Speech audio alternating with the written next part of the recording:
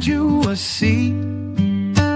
Grab yourself a cup of joe and put up your feet. Let's talk about the latest news and all about true crime. We can make a difference if we put in the time.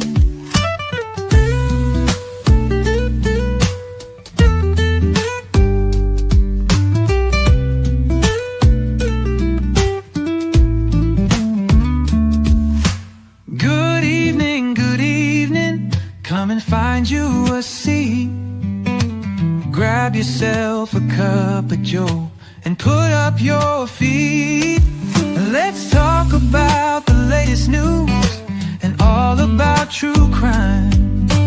We can make a difference if we put in the time.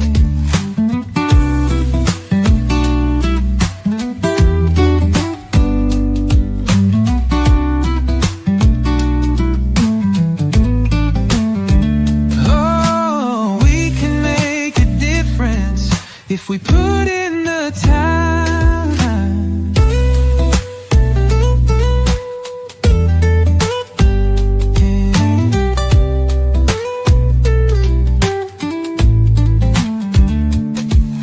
Good evening, come and find you a seat.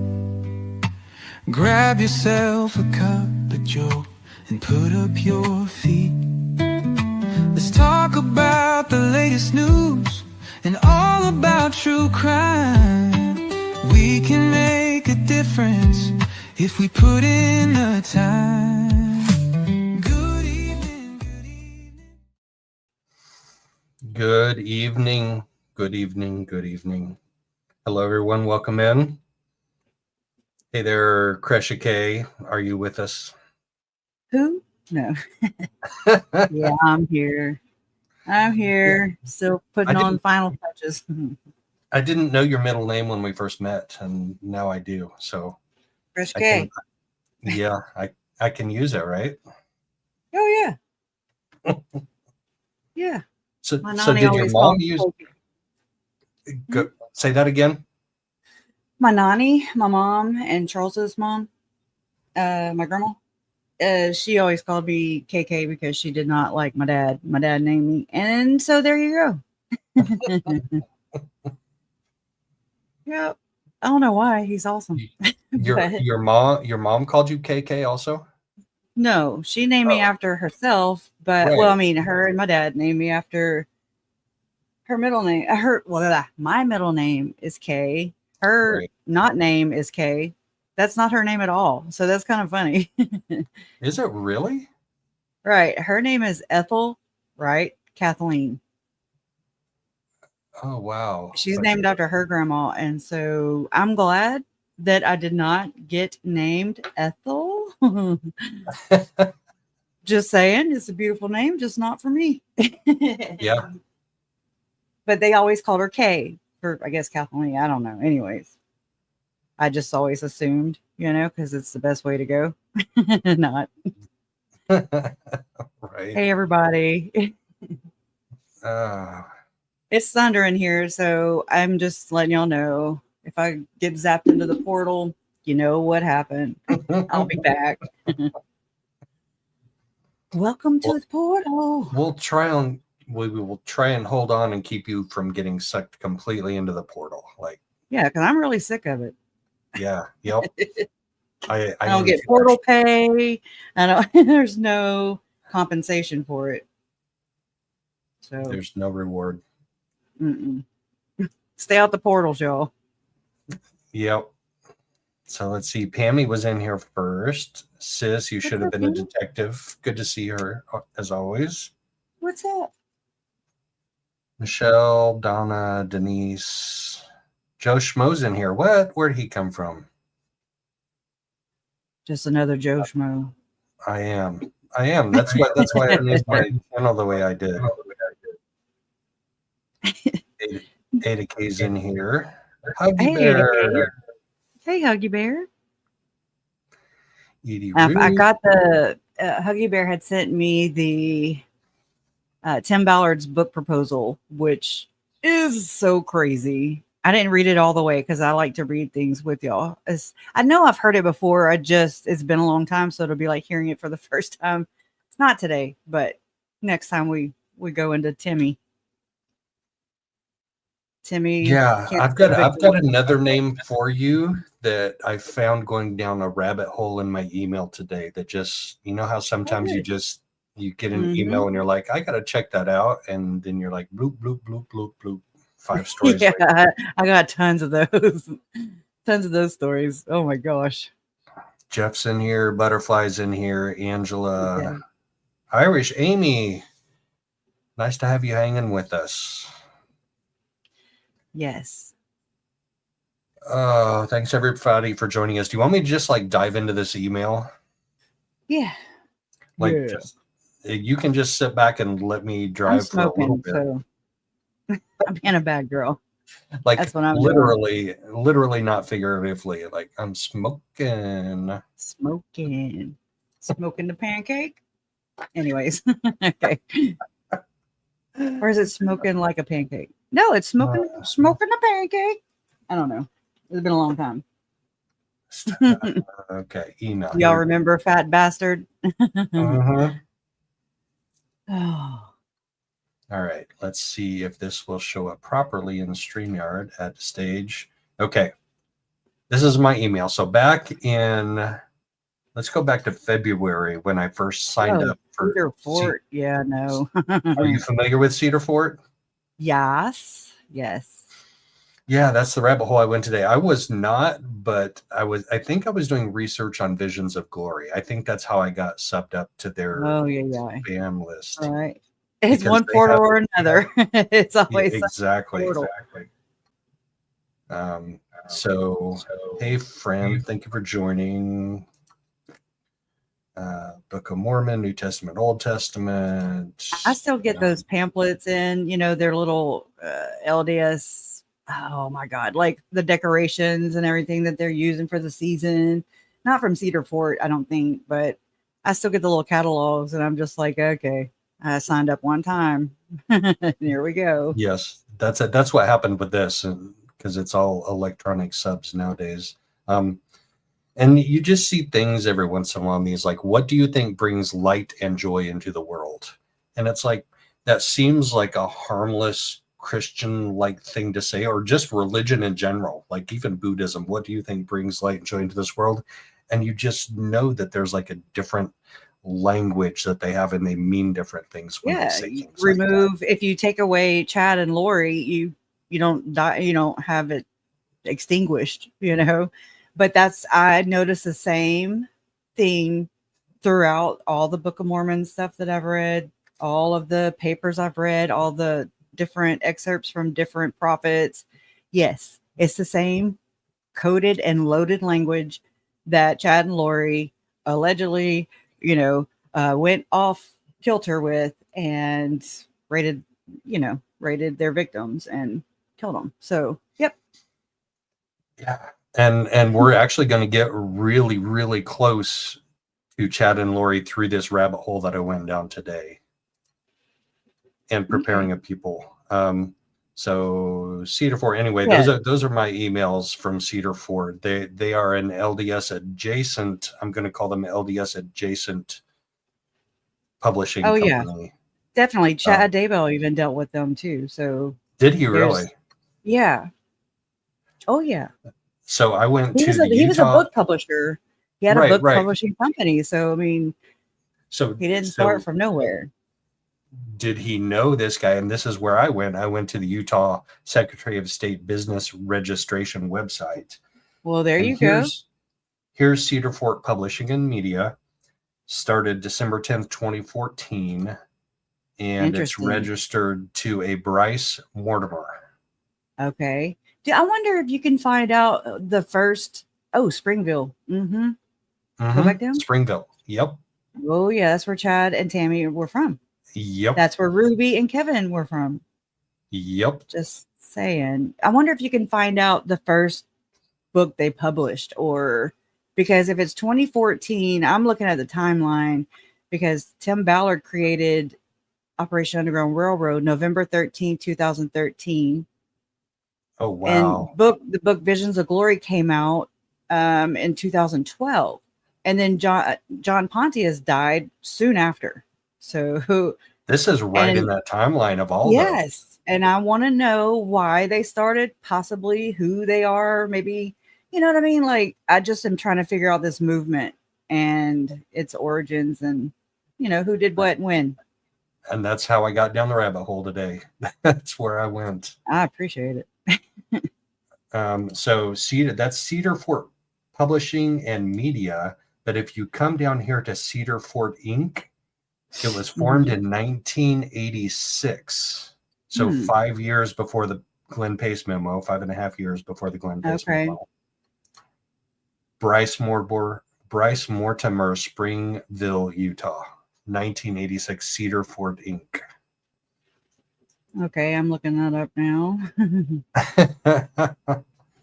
Bryce Mortimer, there's got to be a tie there of some kind. Oh, God, yeah. So I looked him up on LinkedIn, and his picture looks younger than him forming a business corporation in 1986. Because that's what keeps the youth, too. No, that's my theory, at least. He does look young. Yeah, look at that. Like he looks younger than I am. And little baby face. I was a sophomore in high school in 86. So not me. No. In 86, my brother was born. Both my brothers were born. Look down here, though. So I didn't log into LinkedIn because I don't want to share too much of my personal professional information just yet. But breaking news, the not so secret lives of real. This is one of his articles. No, it looked like one. Oh, no, this is David Politis. Okay, this is not. But it was shared. It was shared by Bryce Mortimer. So it's an article about the not so secret lives of real Mormon wives. Look at the second paragraph is what got me. Published less than 70 days after the launch of the Secret Lives of Mormon Wives. So it's like the not so it's two different things. Yes. I didn't know that. It's a first-person book from Cedar Fort that features 8 co-authors, each happily married women and mothers who are self-proclaimed devout members of the church, each successful businesswomen and contributors to society. As such, the not-so-secret lives of real Mormon wives, capitalized real Mormon wives, has been published by Cedar Fort as a counterpoint to the Hulu Disney series. Well, Hulu Disney, they did the one for Ruby Frankie too. Of Ruby Frankie. It's just so funny that Cedar Fort, which is an adjacent publishing company, an LDS church adjacent, it's not official LDS church, but they come out with this counterpoint to the real wives of Mormon wives. I wonder if it's going to be like some soccer mom, like the real Mormon moms, as like, because they don't like it. They don't like the publicity that show has brought them. It's all about image anyways, in my opinion. So, right. So the church won't come out and officially themselves denounce it, but somebody who is adjacent to the LDS church will do something like this. This just in. No, not just now, but I just Googled this. Turns out Chad Daybell was the managing editor of Cedar Fort, the company that published my first novel back in 1996. Chad endorsed me as a writer, saying something like, "This is the most imaginative author of our time and place." Not feeling really great about his endorsement at this point. That's crazy. I found that on the Cougar board. The Cougar board. Yeah. I can show it to y'all if you want to show it. Yeah, absolutely. Just so you can see what I see. Do you see what I see? Mm-hmm. Right there. I knew it. I knew it when I went down that rabbit hole today that I was going down somewhere. Aren't you always going down somewhere? Yeah. Small world. Okay. Yeah, I don't know how this thing works. So anyways. But yeah, Oh, that's are we done with interesting. that? That's all right. So Yeah. let's Let put me this grab that back up. link. And yeah, um, where did that go? Okay, so that's my first three. What is that? 3, 4 steps down the rabbit hole, 3, 4 floors. Boop. Oh no, I closed out my mailbox. Now I got to open it back up. Well, So damn, let me Joe. remove Slack that. it. I'm kidding. I was just too fast with the clicker on the X. I'm always like that. That's me all the time. And Button now my happy. new laptop, it has 2 levels of authentication. So I can't just click my name and email and password. I have to also enter my secret code, my special secret Oh, combination. oh God, no. All right, Cedar Fort Publishing. This was the email I got today that sent me down the rabbit hole. Let's go back to share that.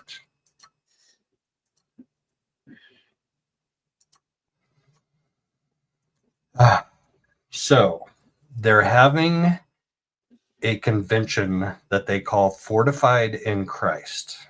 Keynote Allegedly. speaker Al Caraway. It's funny that they're way more accepting of tattoos now than they used to be. For the right people, I guess. They're more what? Accepting of tattoos. Because when I was a teenager, tattoos were like, God, if you have a tattoo, you're no way getting into the celestial kingdom. Yeah. No celestial kingdom for you. No. Join us at the Fortified in Christ event for 2 days packed with faith, hope, and transformation. Here are all the speakers that they list on their flyer. That makes me flinch when they do these conferences because I've already shared what I think these conferences are, or the Preparing a People conferences. Because I mean, Exactly. there's other literature out there of Tim Ballard doing these other conferences, you know, like the Alpha Male, whatever. Jason Mao also doing different conferences. Also having one of those conferences, the mayor of Rexburg, who gave me and my parents all jackets, okay, of the kids right here, of the Rexburg emblem on the, you know, the emblem or whatever on the back. And I mean, really nice, like a when, you know what I mean? Like it's like the ones Nate Eaton would wear. And I'm just really turned off by that because I'm just like, well, how can the mayor be, you know, oh, I'm so sorry, but then yet go and do conferences with Jason Mao? Nope. So I'm suspicious. Well, Suspicious. all of these church adjacent conferences, it says in there that it's an LDS. It's for okay. You can't see that part yet. I'll get to that. But that Preparing a People was definitely an LDS adjacent convention type of thing. And no matter what, I know Adam has said this and repeated this, and people have quoted him saying this, and I know that's where it came from because when I'm like, oh, you know, and then I'm like, oh, as told by Adam. But Adam is either under the impression and or just has not done his own research to find out that the people with preparing a people and all the people around them were not excommunicated. Only Julie Rowe, Eric Smith, and Mike Stroud, to my knowledge. Other than that, no. So don't be going around saying that Lori and Chad were hanging around with other excommunicated members of the church when that is not true. No, I was never raised LDS, but my Uncle Charles became LDS and then he got. Joe Right. was. And Janelle Murphy, who I met through Lori's trials and through Trace on the Case, was very close to that circle of people that was about preparing the people. And I think she knows the people that were like founded it or were running it like pretty well, and Mhm. said generally she thinks they're good people, right? But Yeah. You don't know what goes when, on behind closed doors, man. There were dead kids. and the thing that raises my eyebrows just a little bit is after Chad and Lori, they changed the name of Preparing the People to something Yeah. else, but are basically doing the same thing. And Yep. and They this have an isn't it. umbrella, Yeah. an umbrella of things. And I mean, I remember looking at their LinkedIn. I have screenshots somewhere. I don't have them ready. But I remember saying, like, oh my God, they have so many business names. One of them is Endura Wall. So there is that one. Well, here's another one right here. Fortified in Christ. I'm just going to say it right now. I'm going just to talking put about it the out there. Jameses, though. Yeah. They I had don't like know so about many them. different. I was like, are they Jamaican? And all these damn jobs. Anyways, and they were also doing the filming and stuff for Rod Meldrum as well. And I remember after the fact, like after they skedaddled when news hit the airwaves, they I got an email. I had signed up just like you did. I signed up to bookofmormonevidence.com or .org or whatever the hell. Rod Meldrum's one of his gigs. And so I would get emails periodically. And I got one that said it was September 5th, 2020 or 21. I don't remember. But they said, oh, basically we're breaking up. We're parting ways with preparing the people, blah, blah, blah. I mean, because it would behoove them to not be caught up in that. But I'm on to you, Rod Meldrum. You stink. He stinks. So when you click on the link to register, this is where you get taken to. Cedar Fort Publishing and Media presents. So Cedar Fort has direct ties to Chad Daybell, according to that website that you pulled up. So that's not necessarily verified receipts, but it makes sense. I mean, I remember hearing about this before. All I did was Google, and that's the first thing I clicked on. Right. I Googled Chad Daybell and Cedar Fort Publishing. That was it. Utah. Boom, bloop, right there. So here it says on their page, a Latter-day Saint gathering. That's it. So it's not an official church event, but it is a Latter-day Saint gathering. Neither was Preparing a People. Neither was Gathering Humanity. None of them. And that's how the church, in my opinion, stays safe.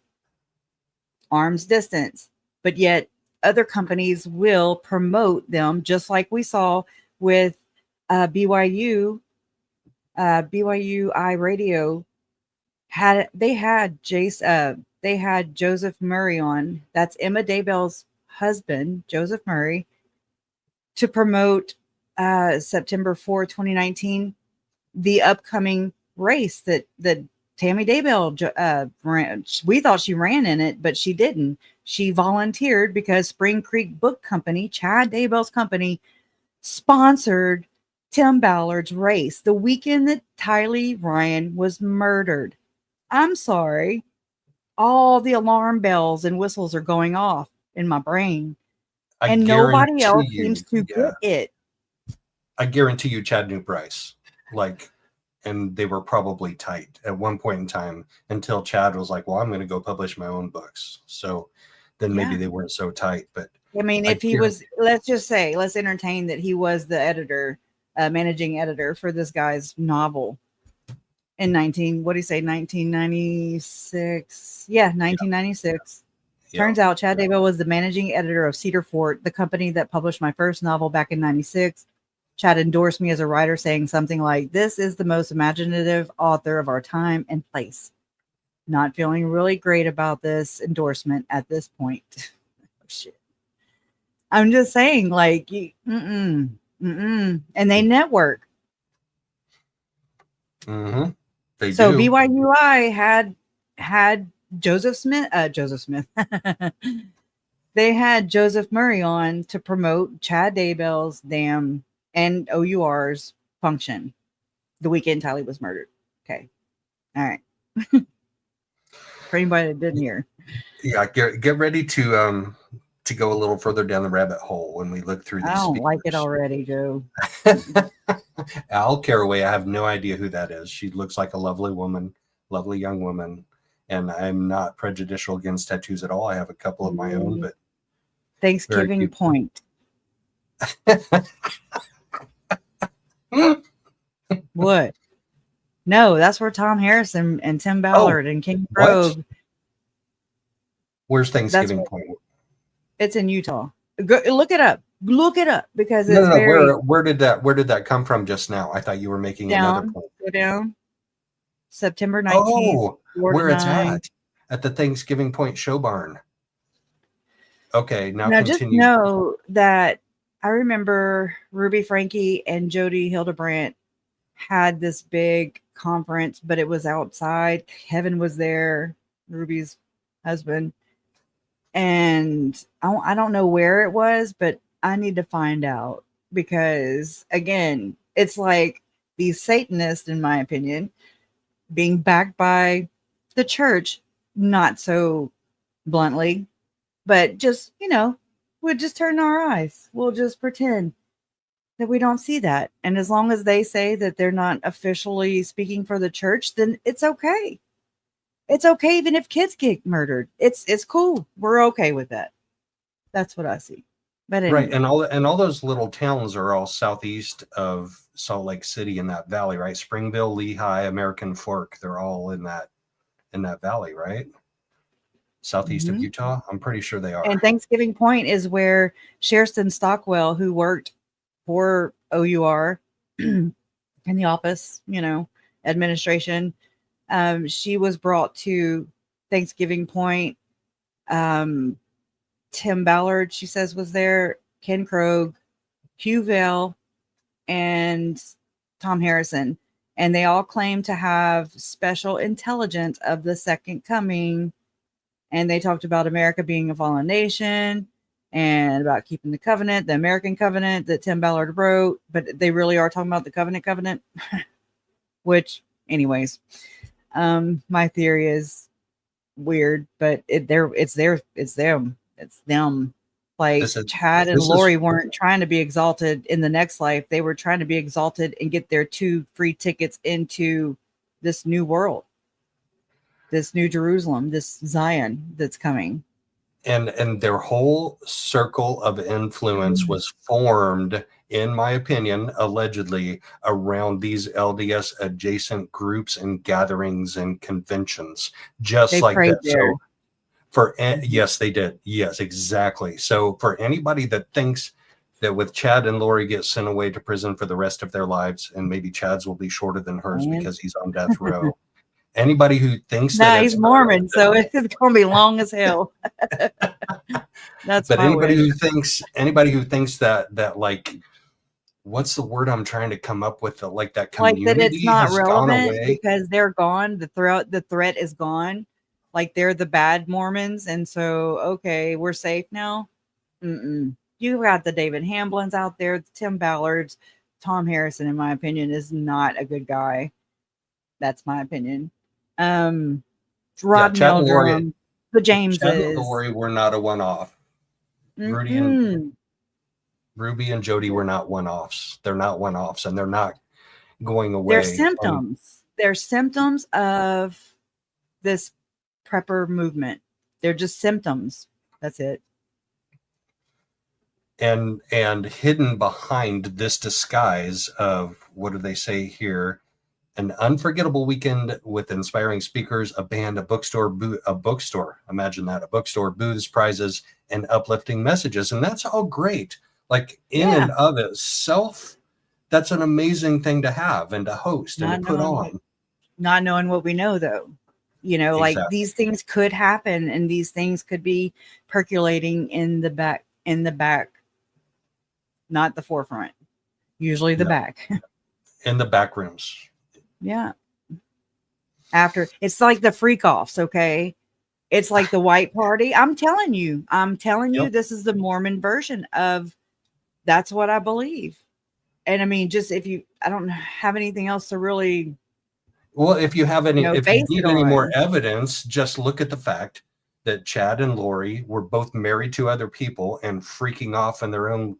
Oh God, that just made me a little bit sick. Why do we have real lives of And- Mormon wives if they're not freaking off? Hello, And Melanie Gibb and God, what's his name? My mind just went blank. Who David is Melanie? Warwick.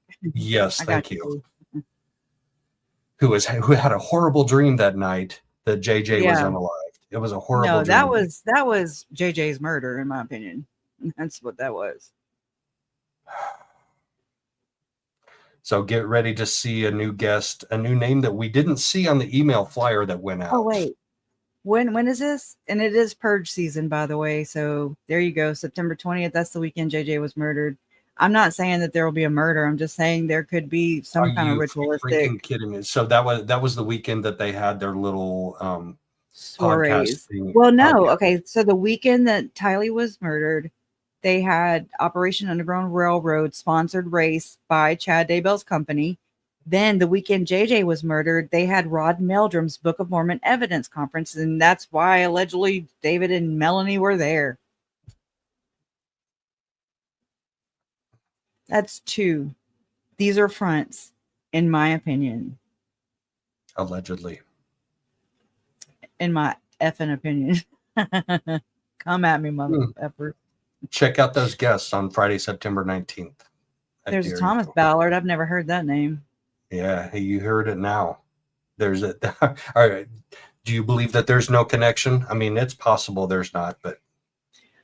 Well, I mean, just like when they say that Elder Ballard and Tim are not related, and I'm just like, whatever Tim you gotta Ballard, do. Tim Ballard, Tom Ballard, they're not related in Utah. There are prizes. 8:45 p.m. will include prizes. Look at that. They had potlucks for the preparing of people. Potlucks. They had, come on, gather all your names for genealogy to go do the, go do the names inside the temple. Blah blah blah. That's what Sean Little Bear did. That was Janelle's husband at one point. Right. Thank you, Sister Mother Superior. Love your name too. Thank you. Get the best price now, $89. What a bargain. What a deal. It's supposed to be all for women though. Where did I see that? It's not for every single. They have to have their priesthood leaders, Come on now. Oh yeah. I think they even have them at the girls' camps.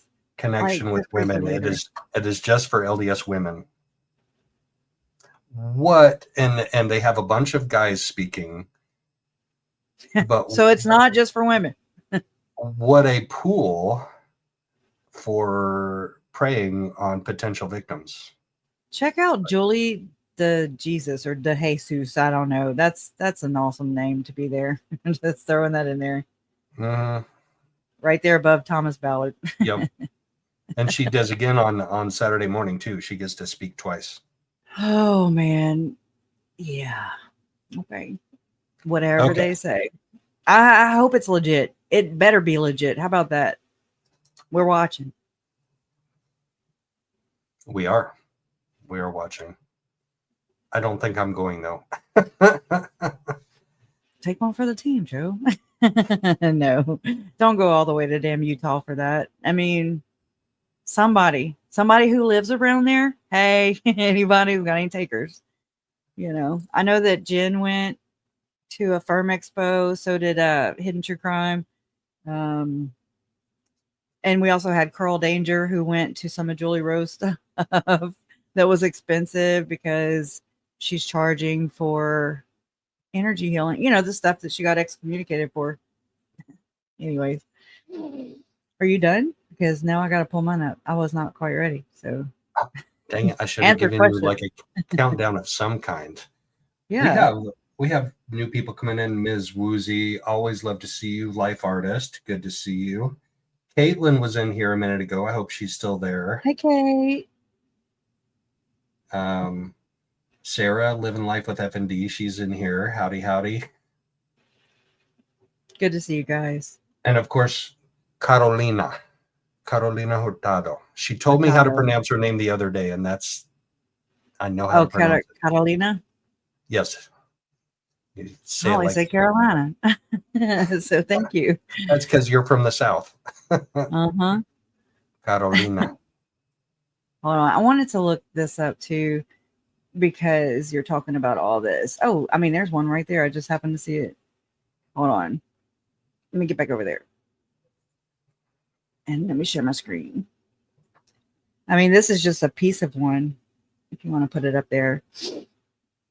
But I'm just going to read what I can, what's visible. And it says a full feast of spiritual awakening and insight, all focused on feeling closer to our Savior Jesus Christ and bringing our contributions to his banquet table. Ooh. Oh my God, the ritualistic elements, the language is loaded here. Ugh. Thursday evening, November 15th. This is 2017. 2017. Okay. Around 5:30 p.m., we will meet at the Gilbert, Arizona Temple to do an endowment session together at 6:15 p.m. Sean Little Bear will again help provide names. Meet in the lobby. Anyone else can bring family names as well. And it gives the address. Isn't that where? Yeah, that's the same temple, Greenfield Road, that Alex lay in wait to go shoot at Brandon Boudreaux. Oh my gosh. That's the Gilbert Temple address. And then Friday and Saturday event location is at Burke Basic Charter, whatever. I saw, I think that was the temple that I saw when I did that drive-through reenactment on the day before I left Phoenix, when I drove from Los, what was the name of that Mexican restaurant that he stopped at? Anyway, right here. Hi, Janelle. Hi, my friend. I just texted with her yesterday. Anyway, I drove from the Mexican restaurant to Melanie's house to Brandon's house. Yeah, I remember you doing that. And I could see the temple from very, very close to Brandon's house, like within his subdivision. Wow. When I was driving past the pool, the swimming pool, I could see the temple from there. Wow. Thank you, Denise. So here's this one too. This was Nancy James scolding somebody who was trying to call them out. And she says, just so you know, Sean Little Bear is meeting with some of the 12 apostles very soon and will receive a special calling. He couldn't hold that calling until he was married. Hence Janelle. Okay. Which is happening tomorrow. We are filming it. His brother has held LDS leadership callings for many years in Arizona. His nephew is a bishop, and he is a 7th-generation Mormon. His great-grandfather was the chief of all chiefs. I remember that because I'm just like, oh, Lord. Oh, my God. My dad used to always say that. You know, or the chief of all. Oh, I forget. Oh, it'll come to me. But I'm just saying and they shame them. You know, they shame people who do try to, you know, say, hey, this just is weird. These were some names that were turned in from my mom. My mom gave me these names. Okay. She wrote this. And so I just transferred it from what she sent me, a screenshot, you know, of her computer or whatever. And this was sent to her on December 29, 2019. And so Sean Little Bear did contact my parents early on in the case, just saying. 12/29 at 9:57 p.m. Are any of these names familiar? Michael and Nancy James, Rod Meldrum, Christopher Perrett, Mike Stroud, Connie Kresha, Eric Andre, I don't know how to say it, Sean Little Bear, Stephen French, Jack Lyon, Jacob Fulmer, Lloyd Erickson. I don't know what 1/11/2023 is, but just interesting though. I wonder what those asterisks were. There's my board of people just in this little movement. And that's not all. As you can see, I had some space. But yeah. I see I saw a familiar picture on there or two. Of people who haven't been charged yet. Elder he was a zombie. This one right here. Really? Ballard and Renlund. That's Elder Apostle Renlund. 2 apostles were named zombies allegedly by Now this was in Melanie Gibb and David Warwick's, we call it the infamous Reddit email. So, I mean, I don't know if Chad Daybell and Lori deemed them as zombies, or if Melanie Gibb and David Warwick were like, oh, yep, they said this. I think David and Melanie needed a wow factor, make people stop questioning things. So they're like, yep, they believe in zombies. Yep. It's all them. We're just, we just cheat on each other. And they wouldn't even admit that. So she did, but she didn't. It's like the 100%. So I slept with David, but not 100%. Right. But every time she would tell on herself a little more and a little more. And when she just would, if she just would have came out and been like, yep, nobody would have dug any further as much. No, nobody would have dug as much. She tried to claim she was in a separate bedroom and that she's like, oh, but I was there when he had that horrible nightmare. And her credibility went downhill from there. Yep. Because we all know better. We all know better. And this is the infamous Reddit email right here. And so the infamous Reddit email has turned out to be the purest, least edited version of the events that have transpired since the fall of 2018. This email about Daybells was removed from the ex-Mormon subreddit for whatever reason approximately 4 months ago. So this was 5 years ago. This letter was posted in this sub about 4 months ago. I tried to clean it up a bit so it would be easier to read. I didn't change any words, just fixed the spacing and added some breaks. I think this is Annie that did this, I think. And I mean, down here at the very end, it says, at any time, Lori and Chad could tell the number of zombies there were in any given state, usually around 20,000 nationally. They also said 2 of the apostles are zombies, Ballard and Renland. Ballard, just know this, Ballard is known and pointed out by many of the ex-Mormons who have come out and said that they took part in the second anointing. So just know that. Like, he was flying around on the Huntsman jets allegedly and getting people to go do these secret ceremonies like what Chad and Lori did. Anyways, and it says Ballard and Renland. They also believe that the SHTF is this year and they could just possibly wait this out in Hawaii and then come back.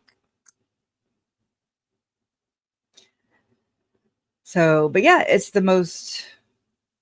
It is. How'd that work out for him? How'd that work out waiting in Hawaii till it all blew over and then come back? I'll tell you what did work out for them is that they had everybody so buffaloed and people were covering for them that they were able to carry out 4 murders, rapid succession, and almost 5. They actually shot at Brandon. And my mom was on the list. And so this was gonna, I think Alex was got by them. Not Lori, not like she was there to do it, but I believe it her and Chad's direction. She started questioning, Alex, her and Chad both. I do. I don't really care about, whatever. That's his own karma. But right with the Adelsons, with Donna Adelson's trial now, like taking up everybody's headspace and YouTube, like for hours and hours and hours and all day, every day. They did some stupid things when they took him out. When they took out Dan Markel, they did some stupid things. They were stupid criminals. They're assholes. I'm sorry, but they are. Like, but Dan Markel is still dead, despite the fact that's what that I'm saying. Stupid. Like, yeah, no matter how, if they thought they were going to hide in the cavity of a rock, it didn't matter. The damage was done. Like, holy shit. JJ and Tyler are gone. Charles is gone. This also disputes, or what am I trying to say, is a rebuttal to what prosecution brought forward, saying that Chad, David included, was trying to build a church of the firstborn there in Rexburg. Remember the lot that David Warwick went to look at, and oh no, I don't do that on Sundays. I don't work on Sundays. Yet he went. And so So if Chad and Lori were going to be building a whole freaking church, why were they still members of the church? Why did Chad hold a calling and in the church? Why did they flee to Hawaii? I mean, it says it in this email, and this was written by Warwick and Gibb. They were just going this year, and they could just wait this out in Hawaii and then come back. I mean, they were found in Hawaii. Why would they build a church like miles from the temple that is already there? I mean, it doesn't make sense to me. So I think that's just the story. And I mean, I know that Rob Wood, he's a Latter-day Saint. Hell, he was a bishop. I don't know if he was in a bishop at the same ward Chad Daybell was. And I mean, I don't know if that meant that he was a bishop and then Chad worked under him. I don't know where he was. You know, they scrub all that shit. Trust me. I looked. So well, if they build their own temple, then she can't ever have a husband come and take away her temple recommend, because she gives those no out kidding. to herself She'll for her kill for own it. temple. Yep. And I don't think she's alone in this, because there are so many other Mormons. Hector Sosa was telling everybody to shut everything down. Just don't talk about multiple mortal probations. And I forget the other thing. And I mean, they were shutting it down and just saying to lie. So it's like, So here's another, I have all kinds of stuff. Julie was promoted as being on the private forum, and so people paid to join that. This is from LDS Freedom Forum. And after a couple tiny posts, she left AVAL once again. My friend went to one of the early preparedness conferences a few years back where she asked both Roger K. Young and Christopher Perrett if Julie was legit. And they swore up and down she was, just like y'all heard me read Nancy James post about Sean Little Bear. They endorse, okay? They do that. They asked Christopher Perrett and Roger Young if Julie was legit, and they swore up and down she was. Christopher was also selling a preparedness manual that he was telling people was the official manual the church leaders go by. It was not. It was just information Christopher collected from others and sold as official. Now they're parading Sean Little Bear out as some Native American shaman record keeper. Apparently, he also converted the guy Dan Judd that claims to have the lost. Okay. Oh, no, that's from Nancy. Hold on. I have the that cuts off there. Sorry, I don't know why it does this. And yeah, here's a little graph I made. You know, Chad and Lori, Melanie, David, Zelema, Alex, Melanie, Pulowski spelled wrong, Ian, and then Preparing a People, Greater Tomorrow, Sean Little Bear. I think you're gonna have to add Fortified in Christ. I really do. If Cedar Fort is a sponsor of that event, I honestly believe like we need to keep an eye on that. This is what they would look like. All are welcome to attend. It's a free event and doors open at 6:30 p.m. Come early and get a good seat.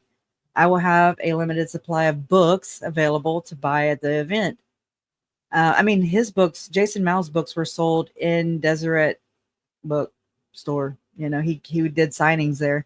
If you already have one or all of my books, bring them and I will autograph them for you. And then look this little hooker down here. Okay. This is at Burke Basic School. There's a lot of charter schools around there. I'm surprised Life Academy was not Mormon. She didn't sound Mormon, at least. For Lori to bring JJ there, I guess maybe it's because there was such a good school for his exact needs, you know.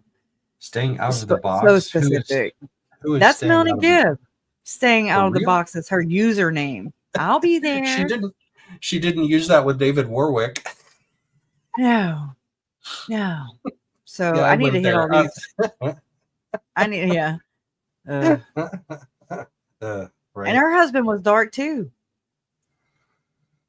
She, not in those words, but he had darkness in his eyes. Is what the brother-in-law, the brother of the guy.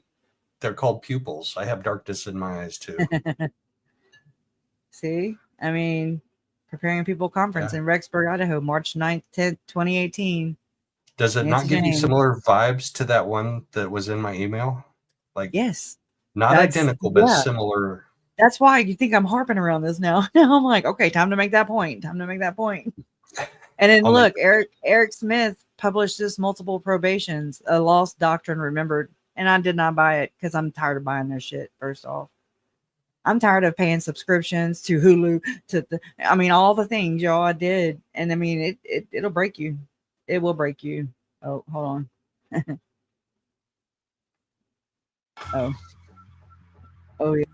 It's 31 minutes long of just screenshots just going. And I haven't Wherever published. You want to take us. Wherever you want to take us. Am I there? You're there. I mean, there we go. Celestial code word for plural marriage is required. This is from richardsonstudios.com. And he says Jacob 2 and Book of Mormon plural marriage evidence. And this is a Mormon, okay?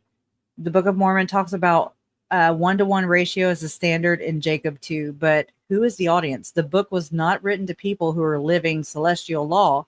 It was written to people who are hell-bound sinners, not ready for the higher law. Whoa! Yeah. Oh my gosh. He starts out swinging right out of the gate. Look, and right here, but we'll be when we go to Zion. If y'all think about it under this NWO, like I think it is, tracks. Here's what gets me about this article, because that's how Chad and Lori got off of the track of standard Mormon doctrine by interpreting their interpretation. But it is standard Mormon doctrine, but it's plausible deniability for the church, in my opinion, because they are the ones who had to officiate this and invite. Like, it has to be the prophet of the Mormon church at the time, which would have been Nelson. He had to have personally selected names, Chad and Lori's names. Okay, in order for it to be this, if it was the second anointing, if it was or not, I don't know. It was not there. But if you read the James and Elena story that Chad Daybell wrote, and if you read, if you know what like Melanie Gibb has testified to over time, because trust me, it's been sprinkled and never, she's got to be forced into a corner and tricked, basically.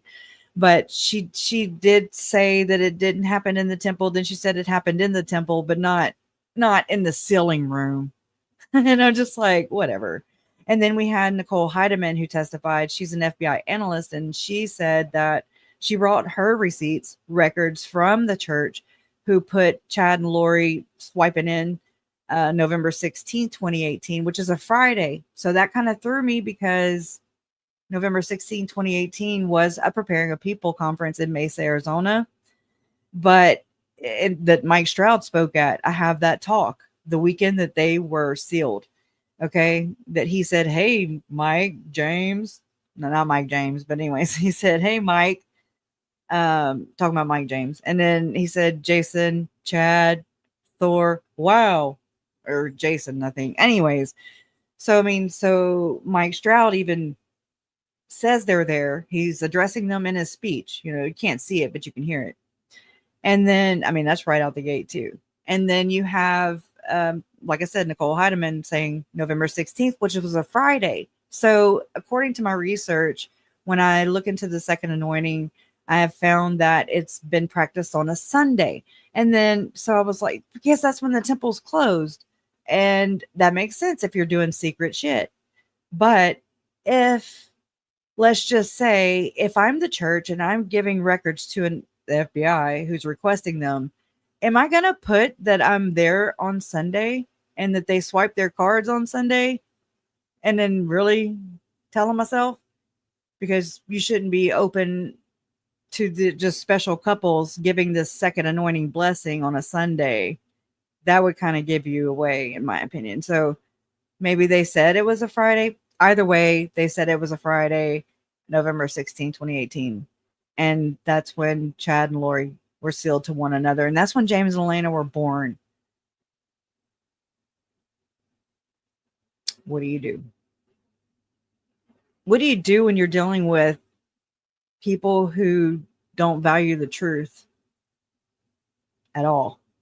Well, that's exactly the point that I was trying to make about that opening paragraph in that letter, document, whatever you want to call it. So he says the Book of Mormon talks about 1-to-1 ratio as the standard for marriage, in parentheses, in Jacob 2. But who is the audience? Right away, he's saying the audience isn't us people who have a higher standard, like the people who are following all of the Mormon precepts to become exalted and get to the celestial kingdom. The Book of Mormon is only speaking to the lesser people who are going to hell. So we don't need to pay attention to it, and we can reinterpret it however we like. So It was written that to people like Chad and Lori who are effing each other behind Yes. each other for David and Melanie. Yeah.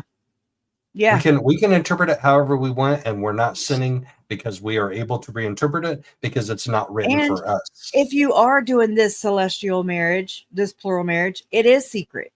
It is behind the eyes of everybody else. Okay. It has to. The only way it can happen in the church is if the prophet is like, okay, literally gives this blessing. And then the 2 apostles, for sure, there's been 3. I know of 2 right now. Ballard is an alleged apostle who would go and do these things, okay, these ceremonies. And I don't know if it was Renlund. Oh my God, what's the other guy's name? He's another apostle. Oh my God. It'll come to me. Anyways, either way, these do happen. And that's why the church, the church is able to get away. Let's say that they stopped practicing plural. Let's say they really didn't lie about stopping the practice. Okay. Let's just pretend. Well, here we go. I have this pulled up. So let's just say that, though. Let's just read this, though, because this is what Goel has reported about the Hamblin case. This text is an introduction to an ebook titled Investigations in Ritual Abuse, which focuses on the allegations made by the Hamblin sisters concerning a satanic cult operating within the Church of Jesus Christ of Latter-day Saints. And the Hamblin sisters' allegations. The investigation began in 2012 when a woman, Catherine Helena Winters Hamblin, accused her father, a former psychologist, of sexual assault. She and her sisters, Rachel Rosa Lee Hamblin and Eliza Hamblin, later expanded their allegations to include their parents, grandparents, aunts, uncles, and other extended family members. The women claim to have been part of a group known as the Church of Satan, or the Group. Lori and Chad were also known as the Group anyways, which operated covertly within the LDS Church. They alleged a systematic and horrific pattern of abuse, including being forced to torture and dismember family pets to demonstrate their loyalty to the cult. The LDS Church of Satan, according to the sisters, this alleged group had its own detailed mythology that inverted LDS beliefs. They believed that Lucifer, not Christ, was the rightful heir to Heavenly Father's throne, and that they, as his followers, were working to help him attain his inheritance. The cult members allegedly performed inverted LDS rituals and ordinances to glorify Lucifer, aiming to attain power and status in his future kingdom. Their mission was to profane the sacred within the LDS Church to bring about Lucifer's ascent. Here we go. All right. LDS Doctrine and History. The author, I got this from Goel, so just know that. And he's Mormon, so the author highlights specific aspects of LDS history and doctrine that are relevant to the alleged cult's inversions. The Book of Mormon and Joseph Smith.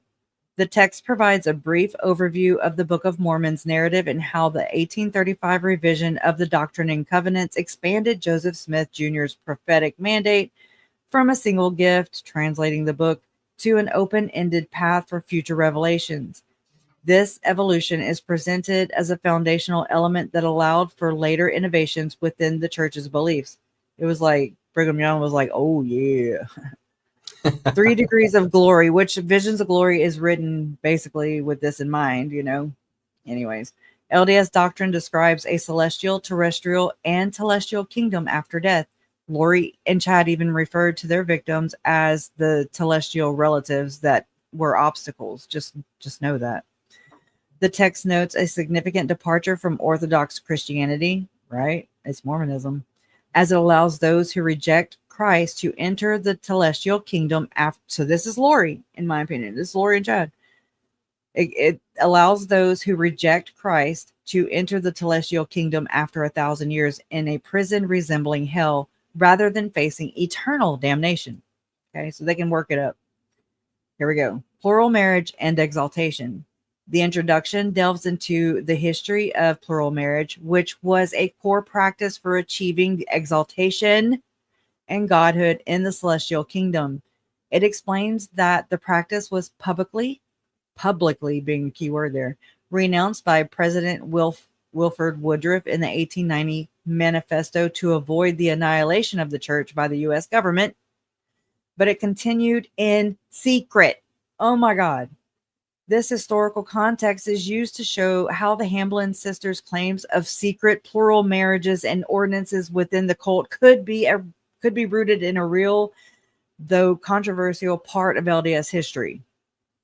Orson Pratt's 1852 address, which declared plural marriage essential for, quote, noble parentage, unquote, to bring forth, quote, great ones, the noble and great ones, hello, fallen angels, hello, for the final dispensation, is mentioned as a key justification for the practice. Final dispensation. Does that word sound familiar from Lori's case? Dispensation? Yeah. Oh, yeah. No, yeah. That's the final. Yes. That's the last. Yeah. That's all of them. The role of genealogy. This is the last page, I think. Yeah. Genealogy is a central practice for both Orthodox LDS members and the alleged satanic cult. For mainstream Latter-day Saints, it is essential for performing temple ordinances on behalf of their deceased ancestors to offer them a path to the celestial kingdom.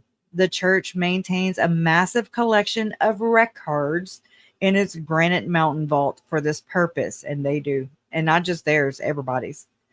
For the alleged Church of Satan, genealogy was also vital, but for a different reason. The Hamblin sisters claimed their family believed they belonged to a royal bloodline within the church, and they used these records to conduct inverted rituals for their ancestors. So there's that. So for every one of the baptisms for the dead that I did, somebody went and did an unbaptism for the undead? I hope not. I need to do that because my name's probably in there too. It is. I It definitely I want is. it undone. I don't want it. I don't think it's right for them to do that at all. I mean, if they don't even ask your permission, what the hell else you think they do? Okay. I don't need people to save me. Stop. That's what this is. And that's what Tim does. That's what Jody, Ruby, Lori, Chad. That's what this is, allegedly. I mean, they're trying to save people, but they can't even save themselves. Like they are just so stuck up, and I mean, they got it all wrong, right? It's inverted for sure. And that's not my problem anymore, but it is our problem because there's so many other people who are not behind bars who are thinking that they're saving us. Okay. We don't need saving. They're not gods. It is a compelling drive for members of the church who have got their endowments. So that means if you're a man, you've gone on a mission and you've come back and you've gotten married in the temple, you got sealed in the temple, you're starting to procreate, you have kids, and it's a compelling interest to go to the temple and do whatever in the temple that they're going to do wherever they go. Like if you're going to go visit your family, say you live in California and you come visit your family in Indiana, you might go to the Yeah. temple in Indianapolis and perform whatever they did on a Saturday morning and then go rejoin your family later, like hypothetically, allegedly. Lori did this. Mm-hmm. Yeah, Lori did it. going every day is out of the ordinary. Going every day is way out of the ordinary. This is hard to see, but you can still see it. I do have clearer copies, but I don't right now. I mean, on hand. So this was Saturday, September 21st, 2019. So this is the weekend, the night. JJ was either murdered 22nd or 23rd. We don't know. Tylee was either murdered the 8th or the 9th of September. We don't know.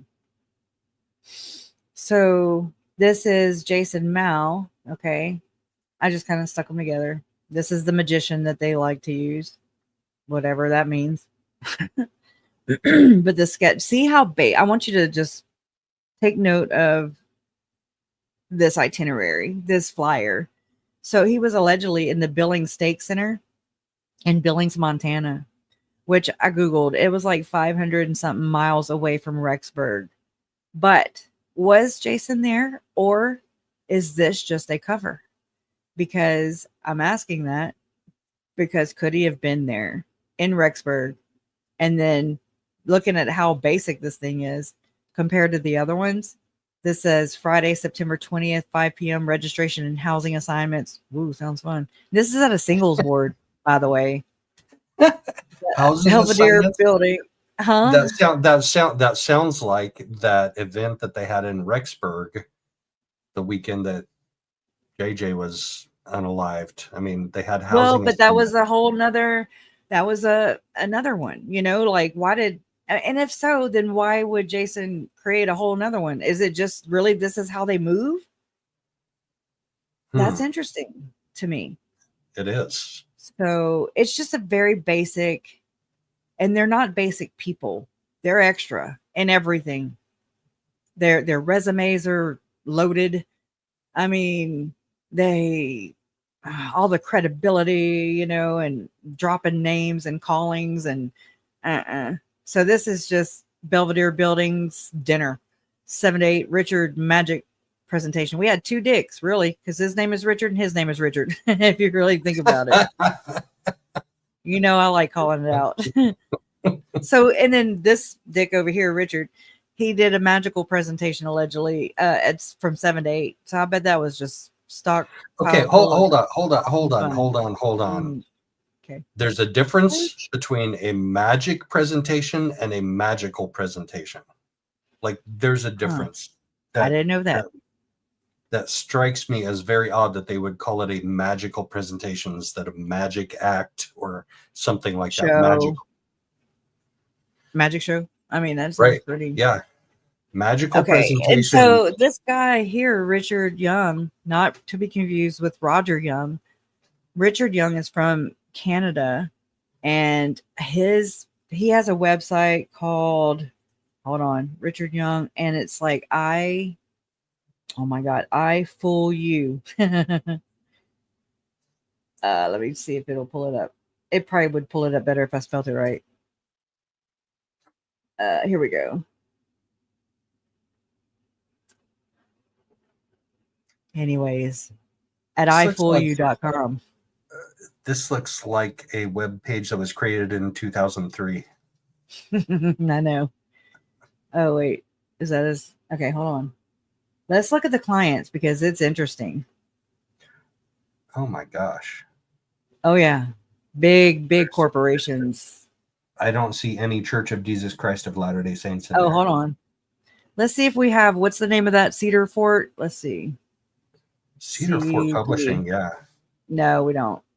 We have Cardston Lions Club. We have Dale Carnegie Training.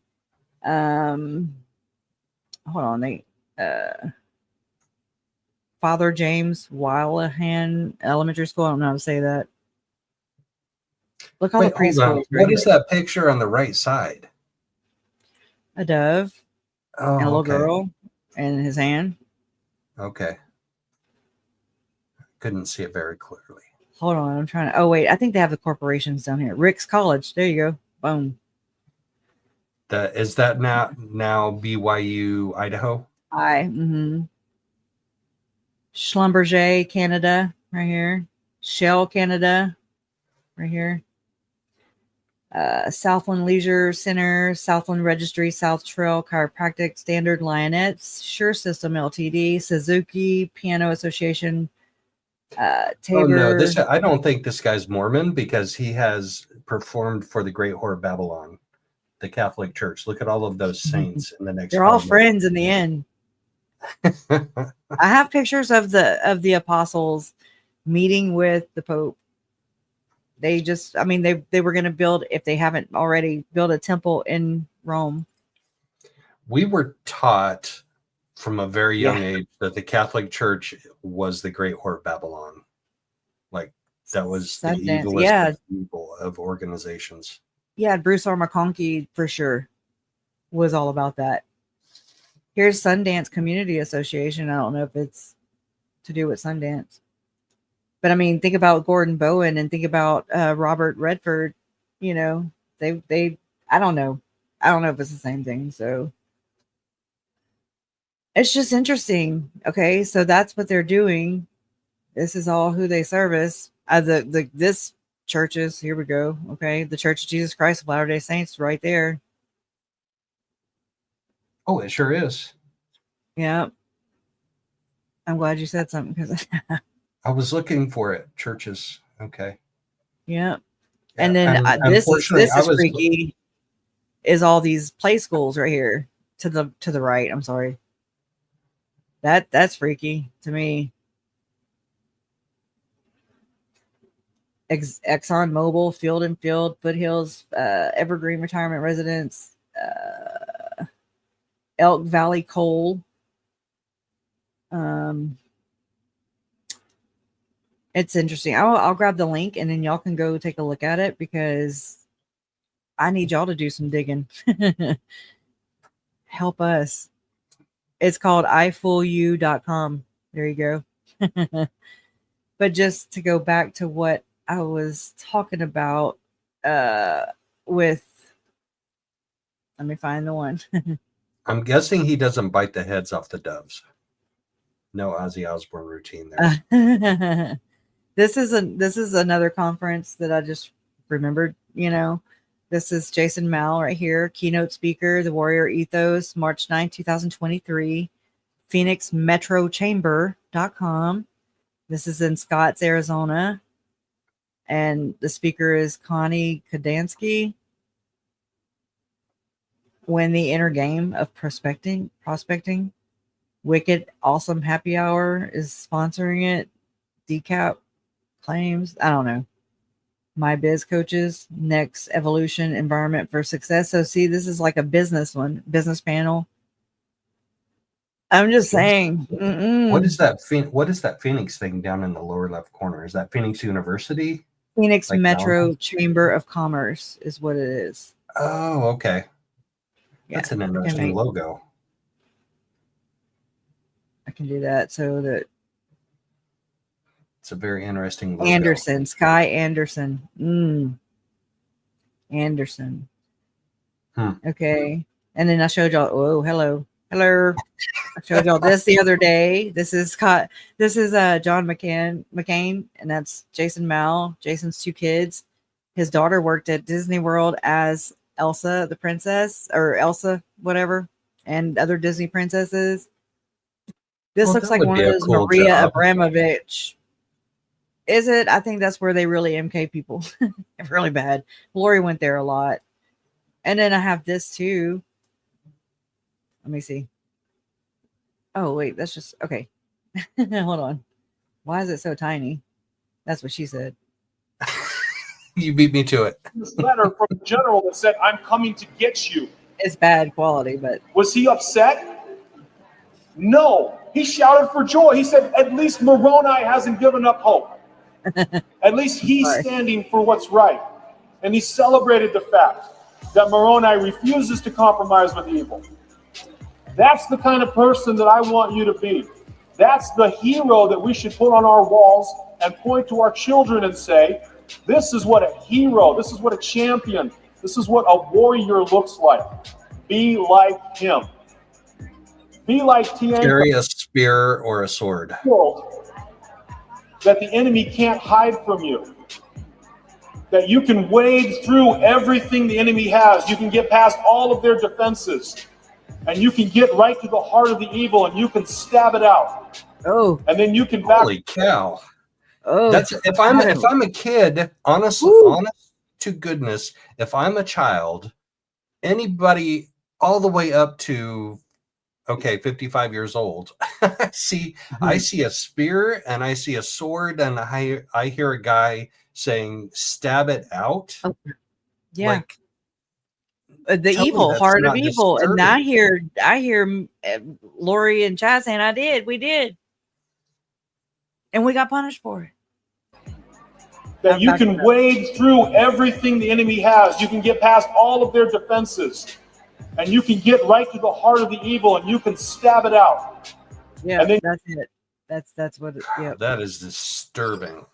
And he's a seminary teacher. He is on the church payroll.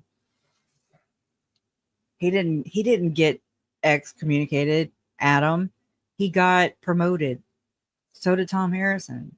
I mean, they all did. You can back away and you can have that reputation that nothing is going to stop you from destroying evil. Guys, this is what our kids need to read. These are the people. Sorry.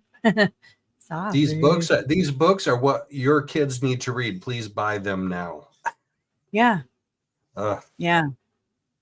So again, just back to this, just basic thing. The same weekend that JJ was murdered, was he there? Was he not there? I'll never know. You know, these are just some flyers. Here's some flyers. Meet Dan Judd at our preparingapeople.com conference. This is August 23rd, 2017. The Inheritor of the Mormon Box. Saturday, September 9th from 9 to 5. Other speakers, LDS Medicine Man, Sean Littlebear, Lost Records, Mike Simpson, Healing. I looked into his nonprofits and stuff, and it's got to do with turtles and saving the ocean over there by Atlantis and all kinds of stuff. Hector Sosa and Chad Daybell speaking about prophecy and things to come and more with Sean Littlebear and Mike Simpson. And this one is DNC. For intelligence cleaveth unto intelligence.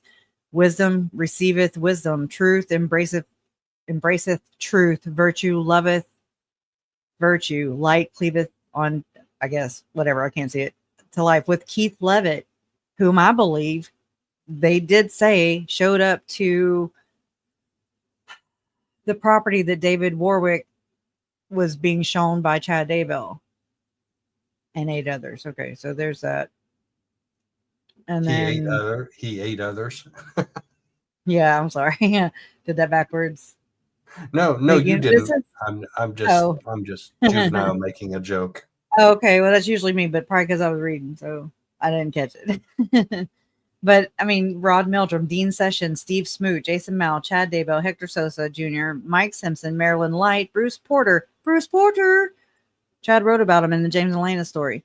Sean Littlebear, Russ Barlow. The Barlows, their name, I see the Barlow name throughout Tim Ballard stuff too. So there's that. Carrie Guthrie, she's an artist. Ray Elder. October 27th, October 26th. They don't really put years on here for some reason, but this was the weekend that Chad and Lori met. Look, wait, hold on. The Universal Model has 2 presidents. 2018 on there. Yeah. Yeah, let me see. Huh. It says previously in 2018, but that doesn't mean that it's not still 2018. Now I'm like, what? So, Preparing a People Conference in St. George, Utah. This will be our first conference at the St. George Academy, 380, whatever. And we are pleased to be a part of the excitement surrounding the event at this new school. Previously in 2018, both in St. George and Cedar City. Okay. That's double meaning, kind of. Previously in 2018, both in St. George and Cedar City, the universal model was presented at the 2 Kimber Academy schools, and some of the first field trips were conducted in the surrounding areas. We had great participation with both students and parents learning how the sandstone and blah. I don't know. Okay, that's just a single of that one. And that's the same one.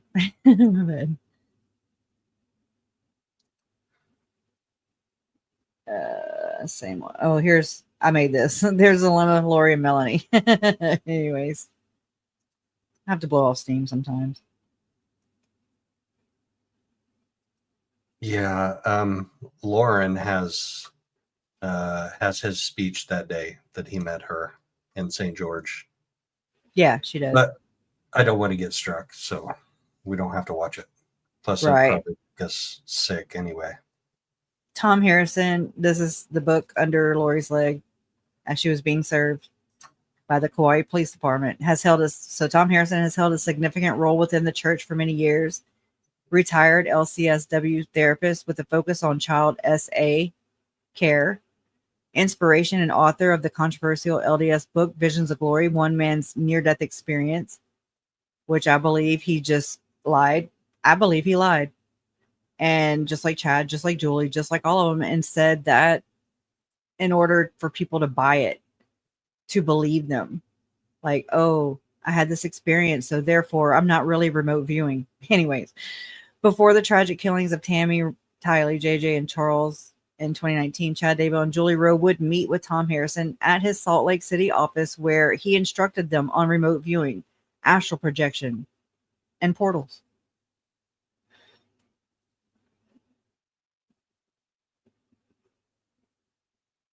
What is this? Oh, I got these off of like academia.com. Academia.com. Macadamia? Academia. I don't know how to say it. I forget. But like because they were talking about estates, and that's what Chad and Lori were teaching. The scriptures also speak of those whom are foreordained. That's a key word that Mike Stroud uses that Lori used. Unto condemnation. Those who are called the children of Satan or of the evil one, who rebelled in the world before, because they don't believe in prior lives. So just know that. And were cast down here for disobedience. They are called the son of perdition in other places, for they were all males, and they were cast. They don't know how to spell. Cast down for having rebelled in the presence of the Father, which is an unforgivable sin in that world. Well, whatever. Dilemma was telling us all about the worlds and different things and different whatever, Yeah, and Mormon lingo, dog whistles. Preordained. Yes. Preordained is huge. Foreordained is different. Foreordained is not the same as preordained. But here's Joseph Smith's Masonic apron. So there's that. That's in the museum. That's in a church museum. There you go. So I mean, it's like they don't hide it, but they also don't promote that. Look at the all-seeing eye at the top. Yep. And then actually, hold on. Let me show this first. I'm sorry, the way it came out, but I have interviewed numerous individuals who fearfully tell of witnessing and or participating in dark rituals underneath the LDS temple in Salt Lake City. At first, I thought these individuals were psychologically imbalanced, for their stories were so bizarre, so very bizarre, that they could not have possibly been true. Imagine the hierarchy sacrificing human infants and even consuming human flesh during candlelit secret ceremonials. Now, however, I am more inclined, I don't know the rest. That's basically the definition of cognitive dissonance right there. Like you just described it in a nutshell. Bring that back up just for a second. I want to repeat that one phrase. At first, I thought these individuals were psychologically imbalanced, for their stories were so bizarre that they could not have possibly been true. That's cognitive dissonance, whether it's politics or religion or family matters, personal matters. Like that is the definition of cognitive dissonance. Or believing victims when they're telling you these crazy stories. Yeah, I mean, I'm right there with them. It's crazy, but there's too many of the same story. And I got this from Faithful Latter-day Saints when they address these things. Let's talk about temples and ritual. You know, the book also explores the relationship between Freemasonry practices and modern day temple rituals, the significance of the temple garments, and why the administration of ordinances has changed over time. I mean, they do talk about some of the things, but see, I got this from, oh crap, it didn't show Freemasonry in the temple. I mean, it's just, it's like you're fighting an uphill battle. Where'd the map Oh, here. go? I got this from this academia website. Now, look, Chad Daybell did not create that shit, y'all, is what I'm saying.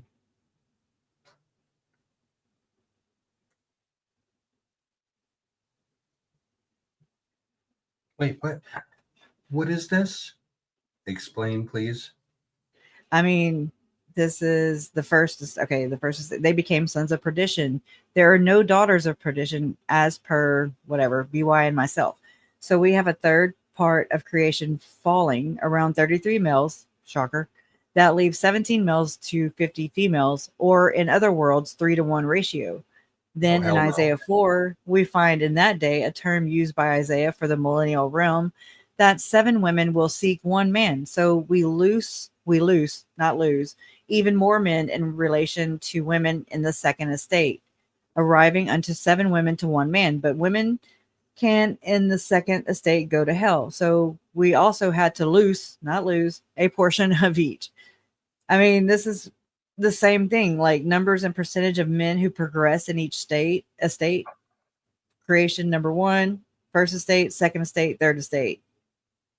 Baby fourth estate, junior fourth estate, senior. I mean, I don't understand it. I never will. I've tried. Trust me. And I'm still going to continue trying. And I don't know why any man wants to spend an eternity with 7 women either. Right. I mean, yeah, it says men have a 1 in 1 point, I don't even know, billion odds of progressing throughout the 4 estates of probation and becoming a god.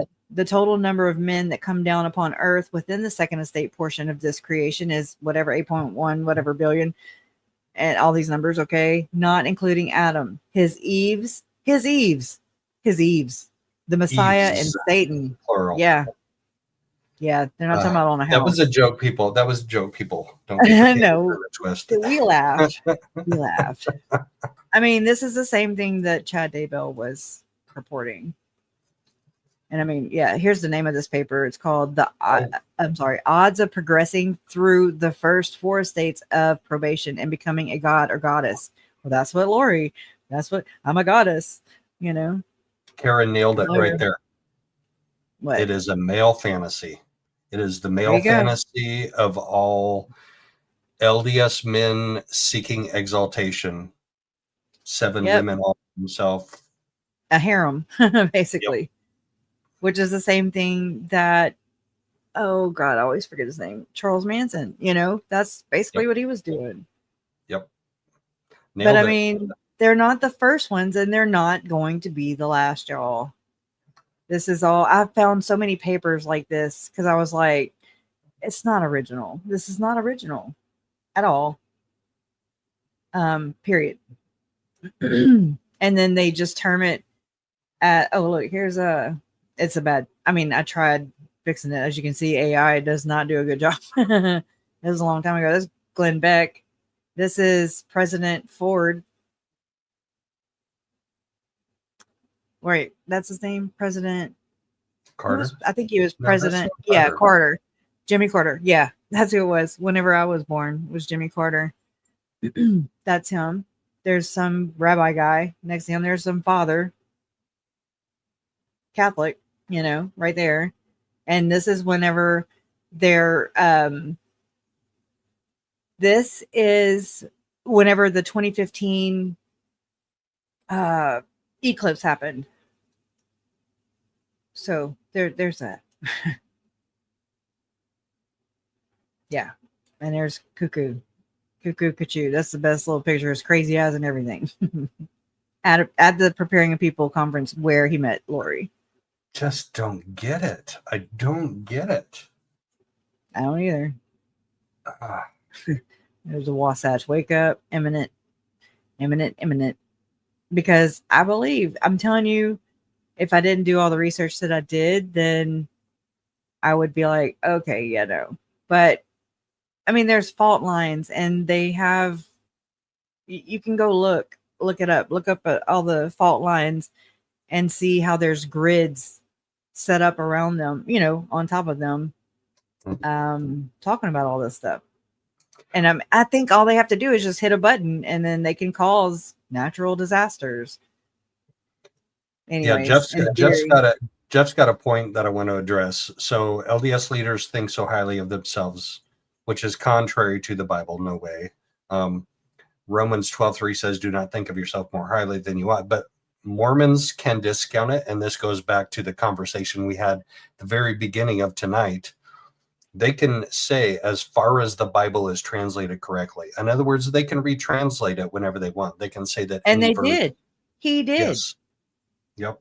And that was a very narcissistic comment to make anyways, to say that it's not right.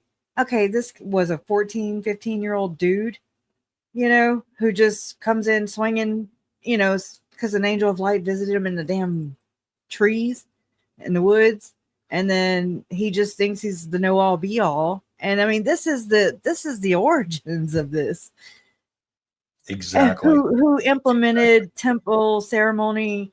Implemented Freemason endowments into the temple ordinance, which the temple is separate from the church anyways, and it is a secret society because not everybody can go. Not even the members of the church can walk in there and go. And think about Barry Cox with his self-righteous ass saying and judging and snubbing his nose up. And you know who else was a temple worker? It could still be Tom Harrison. So I'm just saying, I don't trust their judgment, period. Just because you say you're holy does not mean you're holy. In fact, you're less holy. Make it make sense. No. Yes, make it make sense. Yeah. So this is David Hamblin. This is from floodlit.org. If you can, y'all go there and help these people. They keep a large database of Mormon Mormon SA cases and stuff. Somebody had to. And this is case number 148. David Lee Hamblin, born in 1954, also known as Dave Hamblin. Dave Hamblin was an LDS church member in Utah. He served callings, I'll tell you that. Arrested in 2022 and charged with SA of a child connected to an ongoing investigation into ritualistic sex abuse in Utah involving, and I'm going to say his daughters have named 144 people. Okay. And they're not just members, they're people that hold callings and that are of their family even. Anyways, ex-husband of Roselle Stevenson, and Roselle was actually Anderson, then she became Hamblin, and then she became Stevenson, who was arrested in 2023. So both of them were arrested in 2022 and 2023 and charged with child SA. Worked in the LDS church as an elders quorum president, this one right here. And David Hamblin and his ex-wife, Roselle Stevenson, were LDS Mormon church members in Utah who allegedly took part in ritualistic child SA over a period of multiple years with multiple victims. New case said 6 counts of aggravated SA of a child filed in 6th District Court Manti against David Lee Hamblin. This latest victim came forward after Hamblin was arrested and booked on 9/28/22. And I mean, he's in charge. He's in charge of the elders quorum right now. No, so he was. Okay, the elders quorum. He's not even Mormon anymore. Right, but at that time, the elders quorum is still men who are 18 young men who are 18 and over and have just received the Melchizedek priesthood. So young, impressionable, and getting ready to go out and serve their mission. Yeah, I'm just keep on talking. I'm looking for a video real quick.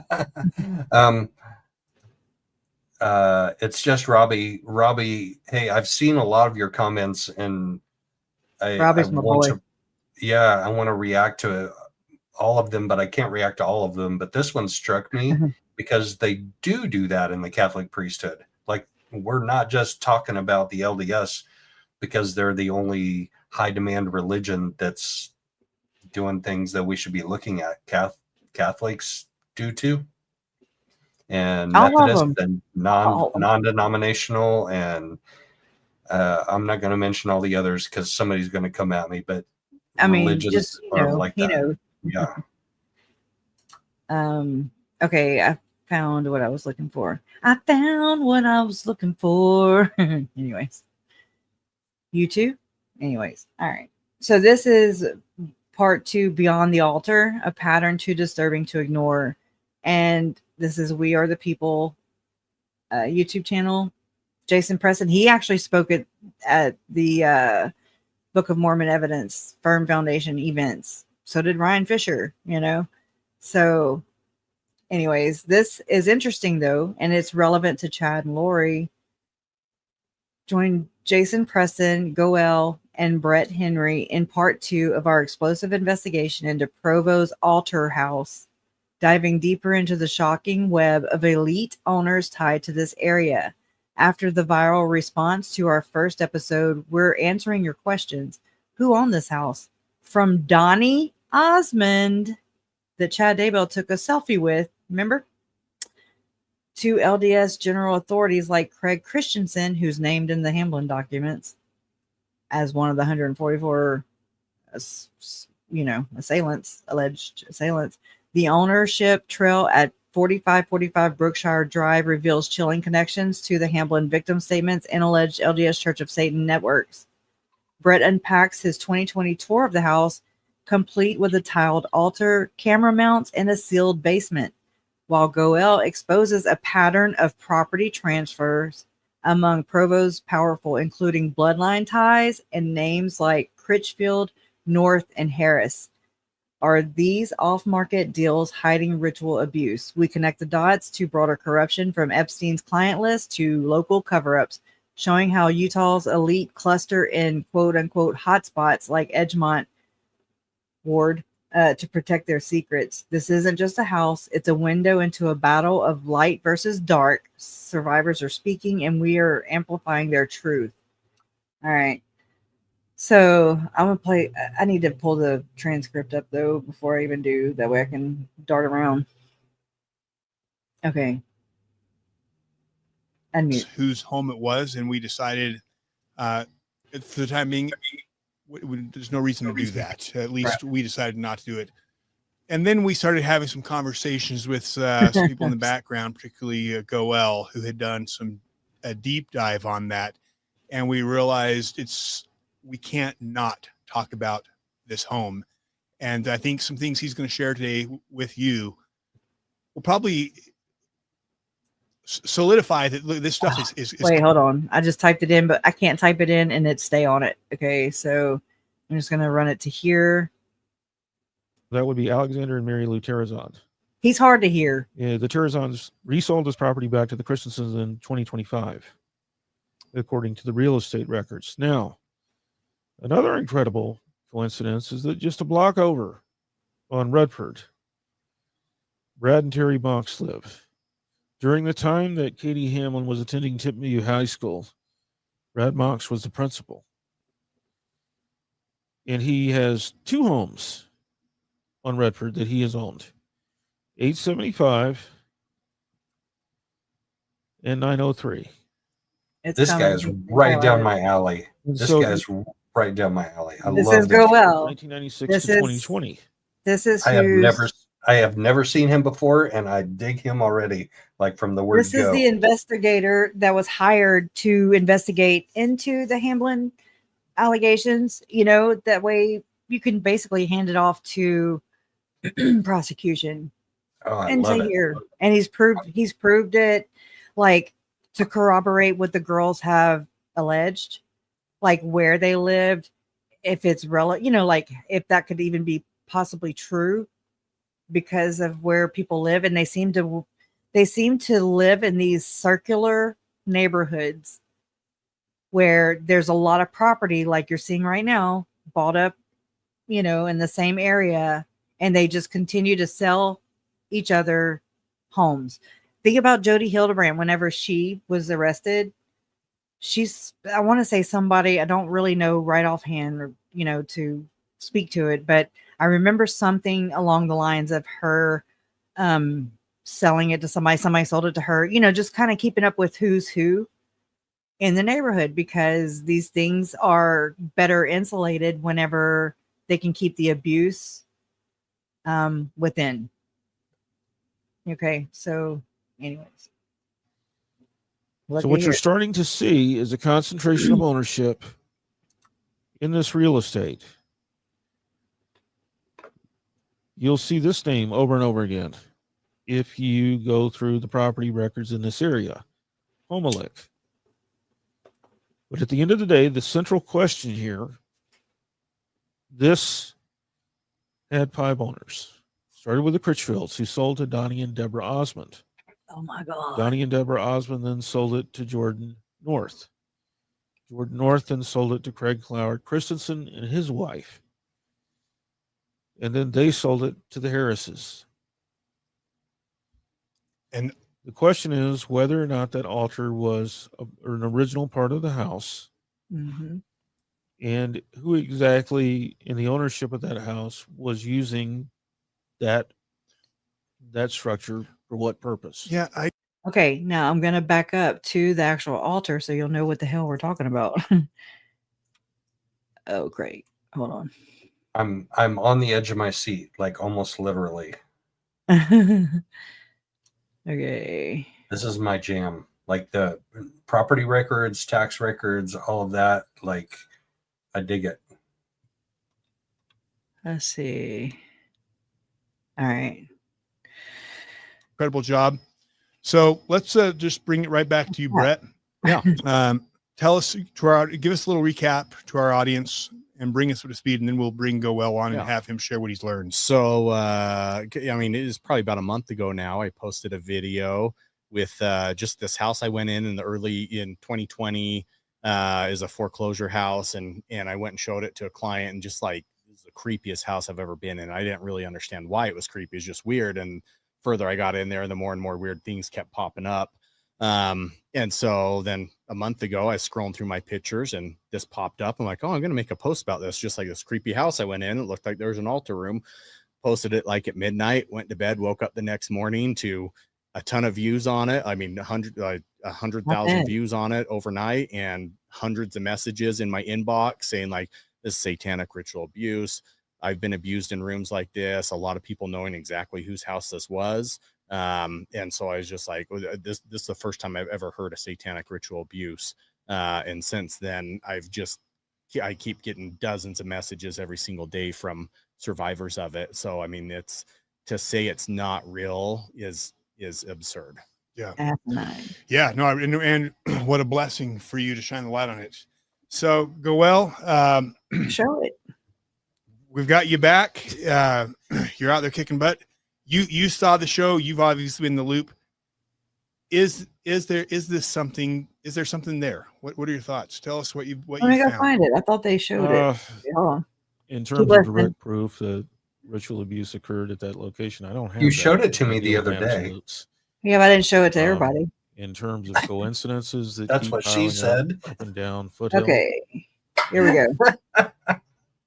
Yeah, that is what she said. I heard her. I did. Okay, ready? So this is how he was introduced to SRA. It's interesting. Have it finished up later today. Oh God! Guys, here's a picture. Lamb, his child of God, and being healed, kneeling at his feet. His been in. Oh crap! Guys, here's a picture of the creepiest house I've ever been in. This house was built by a very, very famous Utah celebrity. I call this an altar room. Yeah.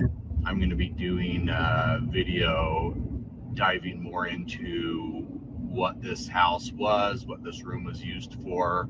And I'm hoping to have it finished up later today or tomorrow. But now going down this spiritual path, when I went through this house, it's back in 2020. I didn't really know what I was seeing. All I knew is this house just made me feel sick for some reason. Like I did not feel good being in there. I felt super creepy. There were a whole bunch of just really weird things in this house that I didn't understand. But now going down this path, I more fully understand what was going on in the house. Anyways, I'll be posting that later on today, hopefully, or maybe tomorrow. Stay tuned. Yeah. And welcome back to We're the People. This is your host, Jason Preston. And today. So that's that. And then So I'll go back. the temple, so that altar room is clearly a replica of some kind of room in the temple, right? Think Warren Very Jeffs. clearly. Man. So how do they like think that it's okay to do ceremonies in there if you're not in a temple, right? Like, Look at the water, like the hose, and yeah, like no, what that's could you really totally be doing in here? Blood just is safe to go down a drain. And look the steps, like a sauna room, where people could sit. I remember one similar to that, and probably the first temple that I ever went into. Oh my God! I do. I have like it brings back memories. It's true. I'm sorry for y'all who have, been subjected to that, because that's horrifying. I think, I don't know if this guy is Mormon, the one that, the builder, but I mean, either way, still, it was his introduction into SRA. And so he's just like, what? He just thought it was odd. So he posted it, woke up to it being viral. And I mean, there's only Goel does the map of everything and shows who's all owned the house. Donnie Osmond being one of the owners. You can't make this shit up, y'all. But that tracks with the Osmond being exploited as children, kind of like Michael Jackson 5. So let's make the differentiation here between normal, everyday, standard LDS doctrine and these weirdos doing these weird things. And I'm not doing it for any kind of a moral stand. I'm just saying, when I grew up, I encountered a room like that in a temple that had been dedicated. So if you're in somebody's house with a room like this that mimics a Mormon temple, what the frick is going on in there? Like, seriously, what's going on? It reminds me of Warren Jeffs and what he was doing in the temple room, and altar stuff. And yeah, nothing safe on to say. Yeah, I don't know if y'all want to hear some of this or what y'all want to do, but keep going. No, keep going. This is wow. I'm just going to keep it at regular speed too. California. Dr. Brent Prattley. Also know that I've been keeping up with this other channel called Crazy Days and Nights, and he's a reporter and he talks about the Epstein files, really. Not just the Epstein files, but a lot of the celebrities, their comings and goings. And anywho, now I've seen the name DeJong come up twice already. Cecile or Cecily, one of the two, DeJong. And it's something about her and her husband were part of the government there. Like, not a mayor, but she was the first lady to whatever on an island. Okay. And I just don't know it right off the top of my head right now, but I noted it because I'm like, DeJong, that just is not your normal name. You know, it's just very specific. It's very different. And I just noted it because I'm like, I wonder if Roselle Anderson is related, you know, because this is her mom, Karma, and Richard Anderson, are her mom and dad, and they're LDS royalty, right? So, I mean, where does this go? Does it go there? I just have it noted. Allegedly raping young boys in the Edgemont wards Hold on. with impunity in the 90s. On my way is calling me out for not cussing properly. On my way to 808. I will drop the F-bomb on Yeah, occasion. we gotta pick and choose, man, because of he just right. said the R word, like So I'll drop it here and there. And it is my inner Mormon probably that prevents me from dropping it more often, but I have been known to drop it from time to time. So what every the frick time we was go live. It's like not me cussing, it's him. I'm like, okay. I get it. Trust me, I hold back a lot. A lot. Gotta pick and choose, man. You can pick your you friends. Say it for us on my way to 808. You say it for us. There you go. You can pick your friends and you can pick your nose, but you can't pick your friend's nose. Right. Ew. And facing little to no ecclesiastical discipline for it. So David Callister also has a further connection to the Hamblin case. He served 2 missions with his wife Susan, one of which was in Birmingham, Alabama, a mission where Richard Holzabell presided. Richard Holzabell's wife is Jenny Carol Broberg, the daughter of Jack McLean J.B. Broberg and the niece of Charles Wayne Broberg, whose daughter Julianne Broberg was Dick Callister's first wife.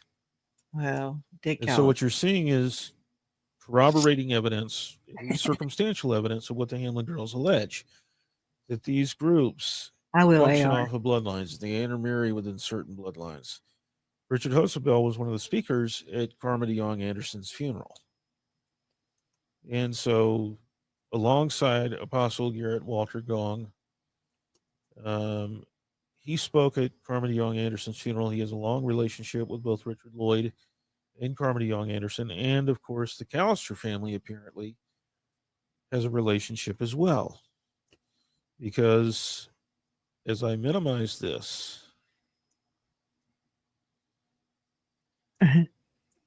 what we're going to see here in a moment is a map.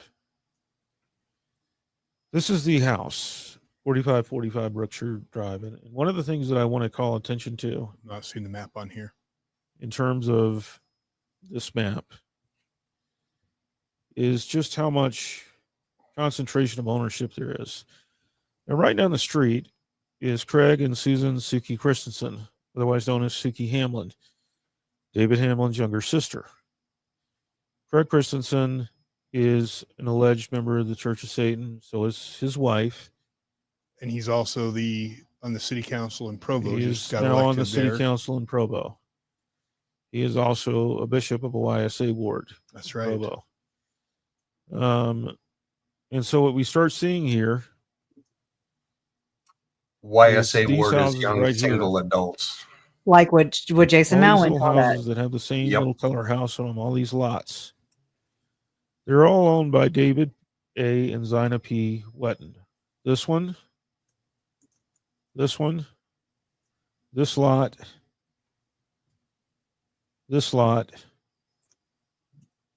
this lot, and this lot.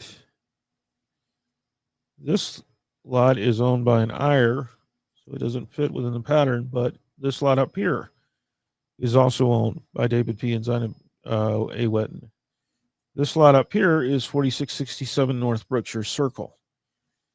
It's owned by Craig and Susan Christensen, who sold it to another couple that shows up over and over again in this neighborhood's property records.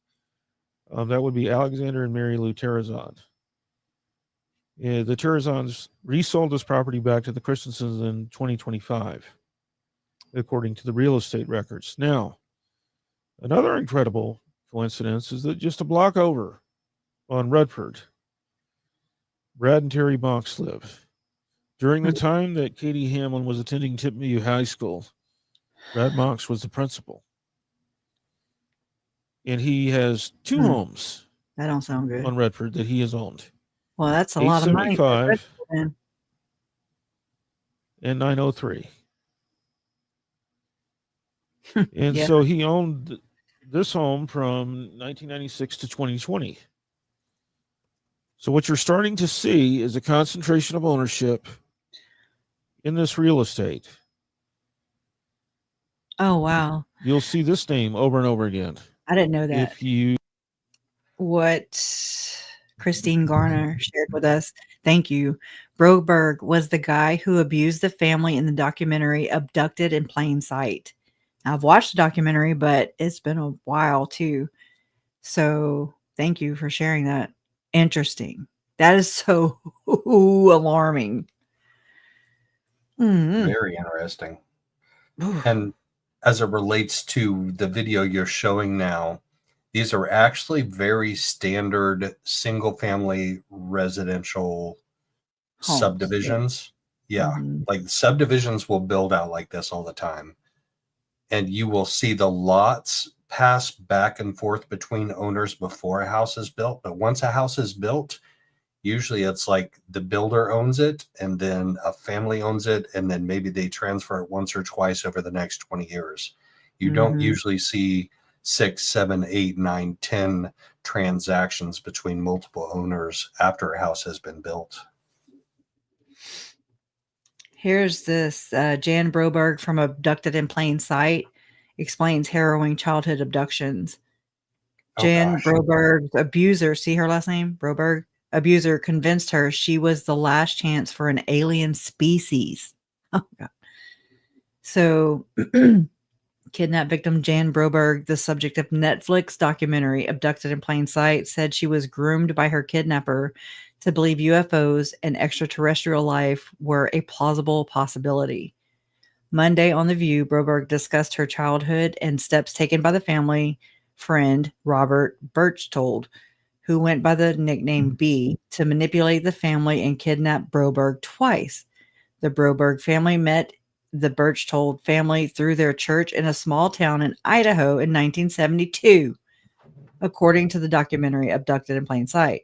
Quote, he was the kind of guy that was just helpful, unquote, Broberg said of her initial impressions of B. Quote, everybody loved him, unquote. With a corresponding friend for every family member, the families quickly grew close to one another, and B became like a quote unquote second father to Broberg. In 1974, at the age of 12, Broberg was taken on a special trip along with B to go horseback riding. After Broberg took what she thought were allergy pills before heading to the stables, she passed out in the car and remembers nothing of the car ride. She woke up strapped to a bed in an unidentifiable confined space that she learned years later was B's mobile home. A recording began to tell her story of how she was half alien and the extraterrestrial species. Mind control, y'all. Survival depended on her to procreate with the male companion of their choosing. That companion was B, and the mission was to have a child with him before Broberg turned 16 years old. Broberg was missing for roughly a month during the first kidnapping, the first one, during which she was SA'd by B. She was rescued by the FBI, who found Broberg and B in his mobile home in Mexico. Interesting. I wonder if that ties back to Mitt Romney or the, oh my gosh, Ervil LeBaron. Okay, B blackmailed Broberg's parents, Bob and Mary Ann, into signing affidavits claiming he had consent to bring their daughter to Mexico after the first kidnapping. Both parents claimed in the documentary that if they didn't do this, B would expose a sex act. Boy, that goes right in line with Diddy, Epstein, and all the gangs. And Right? Tim Ballard. And Tim Even if- Ballard. Who does that shit? Even if he had permission from the parents, it's still sick, Not right. disgusting, and illegal. Yeah, Like that's I called don't care if trafficking. parents sign over. Exactly. Holy crap. In Interstate. Mexico, Yeah, do we know of some like FLDS leader type who might have like taken people across the border to Mexico? we know Ervil LeBaron, and we know the Romneys. They set up camp south of the border. Yeah. Both parents claimed in the documentary that if they didn't do this, B would expose a sex act that Bob and B engaged in prior to the kidnapping.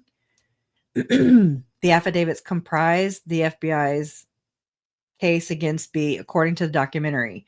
He was sentenced to 5 years probation and 5 years in prison. All but 45 days of his prison sentence were suspended. What? This is an elite. You get 5 years and you do 45 days? All Yeah, right. this Let's is try. all elite. I'm breaking it out. What the actual fuck? Yep. What the fuck? I'm breaking it out. Like that's 45 days out of 5 years. That's a travesty. Oh, whoa. He only ended up serving 10 days in prison. Holy God. Out of That's a little 5 further. years. He got 5 years and he did 10 days. People. Oh my God. All right. Oh my God. The affidavits, okay, basically, all right. The following 2 years, B kept in contact with Broberg, who said she felt she loved him. Abducted in plain sight, viewers learned B kidnapped Broberg a second time from her parents' home in Idaho in 1976 when she was 14. He brought her to California, enrolled her in a Catholic school, posing as her father and a CIA agent. I bet he was. According to the documentary, this kidnapping lasted for approximately 4 months until she was rescued again by the FBI. This reminds me of Elizabeth Smart, y'all. Broberg continued to believe the make-believe, kind of does, the make-believe alien story up until her 16th birthday. Quote, "You have to think again how the grooming happens," unquote, Broberg explained. "It happens before the actual incident occurs."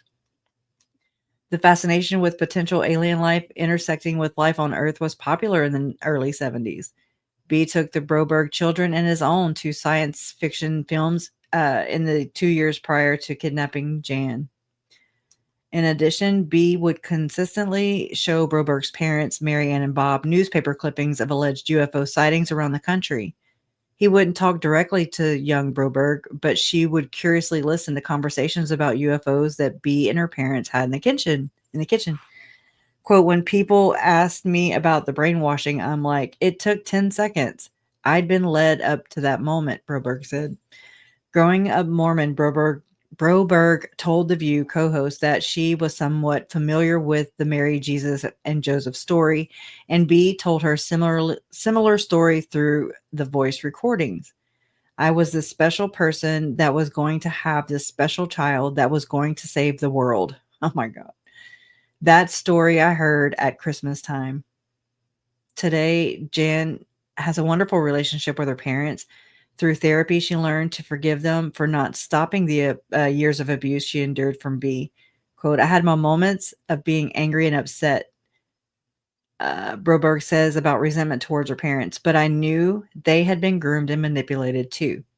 Marianne was involved in an 8-month affair with B post-kidnapping while she was still married to Bob. Oh, damn, the mom. Oh, my God. And even though she knew he was her daughter's abductor, they didn't find out about the alien mission B convinced their daughter of until 1978, after she turned 16. She's the same age as my mom, because that's when I was born. "It's the smokescreen that a master manipulator creates," Broberg warned. The cautionary tale, another one, Broberg tells about kidnapping today is that, quote, "It's somebody you know, love, and trust, and probably somebody your child knows, loves, and trusts," unquote. Whoa. Thank you for sharing that with us. Okay. Like I Okay. wasn't like I didn't already go down one rabbit hole today. I need two. I know. But I mean, it really, that aligns with a lot of what I've been hearing and reading about over the last years about these elite, Catch Me If You Can, what's Howard Hughes, I think about how the Mormons, or it's Mormon owned, the Skinwalker Ranch. Sean Reyes visited there. I mean, it's, come on now. I mean, Well, I'm glad I live I in the think time I do, because it's like, it's easy for me to put this information together with the technology we do have versus then when we didn't, you know? well, and for him to enroll her in school, in a private Catholic. school in California, and claim to be CIA, like, what are the odds that maybe he might have actually been CIA? Sounds like Tim too, claiming to be CIA, and then, but not, you know, anyways, and then Homeland Security. And then I'm just saying, look at Epstein. Diddy, he's Brule, you know, like, it's, anyways, it's interesting as all hell. It is. Yeah. And I mean, what about Brian David Mitchell? You know what? I'm telling you, I'm trying to put my finger on something in that, because whenever I'm trying to see, I had it pulled up. Yeah, here it is. This Angela Davidson found this for me, because whenever Tyler and JJ were missing, Ed Smart was put together to talk to my parents. Okay. And then Ed Smart had also been interviewed by Nate Eaton. And Ed Smart worked him, like the Smart Foundation or whatever, Elizabeth Smart Foundation, teamed up and partnered with OUR.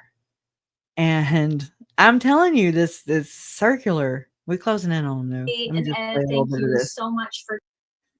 Oh, okay. Larry and Kay and Ed, thank you so much for doing this and for coming together.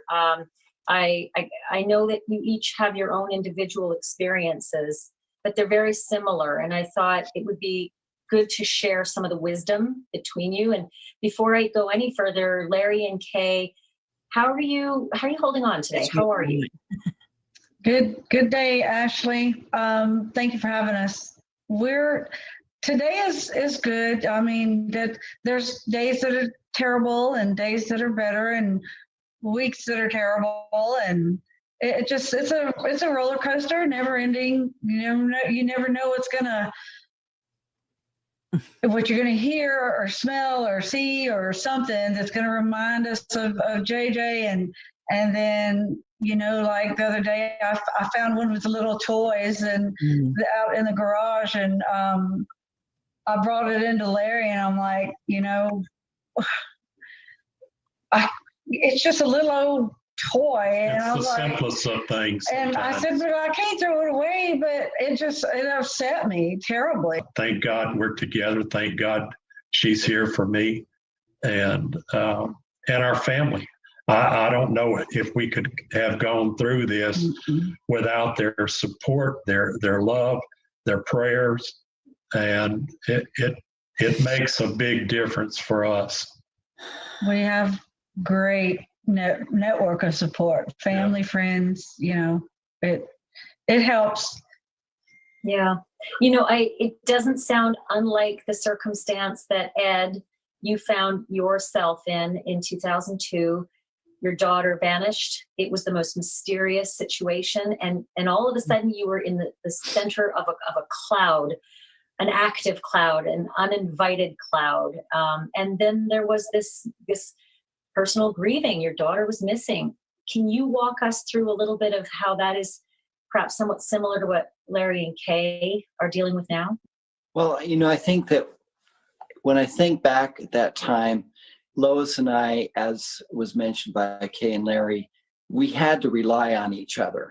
I mean, we each had our ups and our downs, and we really came to a point where, you know, one of us had to be there for the other on those that roller coaster, because it just is horrific. And both of us, of course, were impacted by it. And I remember probably the first week we had, we couldn't sleep at night. I mean, there was nothing that would stop your mind. It just wouldn't calm down. And I think we had to take sleeping pills finally. to. You know what's different though between the stories is that the church actually, supported like finding Elizabeth Smart, but they did not with Tylee and JJ. And I mean, I know that just from Lauren with Hidden True Crime telling about how, she remembers there being like, and I mean, it could have been the words. I don't know. I have to go back and listen intently just for that. But, Did the church ever release anything about JJ and Tylee? Nothing. Did they ever release anything about Chad and Lori and their stupid offshoot cults? Never uttered their name. The only time that they were mentioned is whenever they involved themselves in the case. Like they thrust themselves into it. Right. And the memo that they released was, don't get involved in a police investigation. Right. Which makes me question, why did they involve themselves? Is it so they could steer it? Is it to keep Lori quiet? Was she perhaps going mental, because she was starting to squawk? And it was like they put her in the spa or in the mental institution in order to remind her of. They put her in the warm baptismal font. Oh God. Right. Hey, Miss Teresa. Glad you're here. Nothing. Okay. If you perchance are or were LDS and you're watching this, and I was not born. Okay. I was sealed to my own family when I was like 2.5 years old. So almost basically born and raised in the Mormon church. You have to look at the way that the church has handled Lori and Chad's case. Like you cannot discount it and say, well, that's just, the church isn't going to say anything because, it wouldn't be appropriate. When 2 children are missing, when JJ and Tylee were missing, for how many months were they missing before they found them? And the church did not say a single word, not a single word from the church, which has this huge public information department that issues statements all the time about stuff that we don't give a fuck about. No. So what does that say? They didn't give a fuck about JJ and Tylee. Mm-hmm. Damn it. I brought it out like 3 times now. I dropped it like 3 or 4 times now. Star Dante said Ashley Banfield was caught lying about a location she was supposed to be at along with Nancy Grace. And I was like, whoa. And I believe it. They are no different than the preppers instilling fear and exploiting everyone around them. They are in on it. The elites. Glenn Beck, y'all, he has narrated that show Missing 411, the documentary. And I'm like, what are the odds? What are the odds?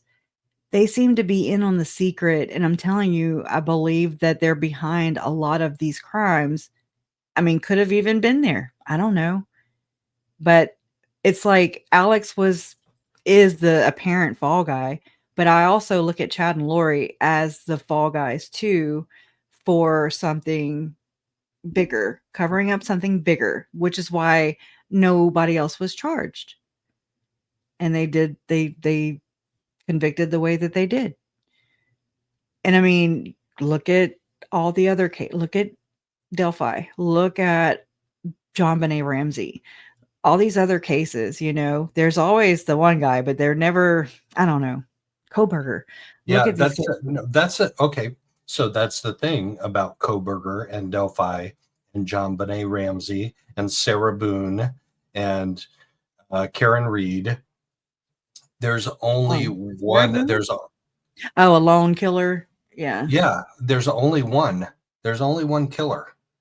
Like there are people that theorize and conspiracy. We don't know about John Benet yet. Still, right, I believe it was a group. That's just it could have been. It could have been. Um, but in JJ and Tylee and your Uncle Charles, it was definitely more than one. It was Oh definitely God, 3, 4, 5, 6. Like David couldn't and Melanie were there. I mean, at the apartment, and David had a bad dream, like you said. And I'm sorry, that to me is JJ's murder. That he's just having to do some gobbledygook, in order to pass the potato, like, hot potato, because he's friends with Tom Harrison. And I actually, y'all, and I want to know if y'all are interested in this even, but I went to the video I have of David Warwick proselytizing, testifying Oh man, I would about love to see that. Oh yeah. it's 4 hours. No, I have it. It's out Oh, it's there. 4 But hours? He proselytized for yes. 4 hours? And he Prophet sounds, it was at one of these firesides. So that's what they do. It says 2015. And so I grabbed the transcript and now this is where I use my chat GPT and I put it over there and I'm like, okay, I get them to write it out and fill in the misspelled words and everything. Cause Lord have mercy, 4 hours, right? I had to do it in installments, but it's really That's interesting to read it back without listening to a cyborg ass, and just listening to it or just reading it and it not being attached to somebody who pisses me off. Just like with Lori stuff, if you take what they're saying and just read it for yourself, then I'm telling you, y'all, I'm just like, oh, I would love to go over that with y'all if anybody's interested. well, I would love to, but I'm not going to be able to stay awake until like 4 o'clock in the morning. Oh, no, not tonight. I'm saying in the future, like, like I don't know. 4 hours from I 11:30. mean, That's like it could that's be like in way next late. Tuesday if you're up for it, if you want to. We don't have to read the whole thing, but just to get Yeah, into it, that would actually be a really good like plan because then you can mark the timestamps in that, Mhm. ahead of And I time. And wouldn't have to I've got it prepared already, so we could just awesome. schedule and go, I think Shabam. every now and then we need that. So yes, the Substack, write about it. Okay. No, thank you. I need that. I don't know what I'm scared about. I'm just like, okay, I get right up to the line and I'm like, yeah, no, it's still a virgin. My Substack is still a virgin. I just repost things there. That's it. And I Oh need my to do it. I need to Lord. commit. Y'all need to stay on my butt. But anyways, so all right. I mean, I don't want to hang and keep everybody too late either. I want to start ciphering these things down so it's not like, oh no, a Mormon Stories podcast, where it's Yep. 80 hours long. I'm going to try a light in my background. So you all need to give me a check to see if it works out or not. Like I'll be able to see it. Like you won't even have to tell me, but I got to try that. It doesn't work. The aliens are here for Miss Right? Brumbo.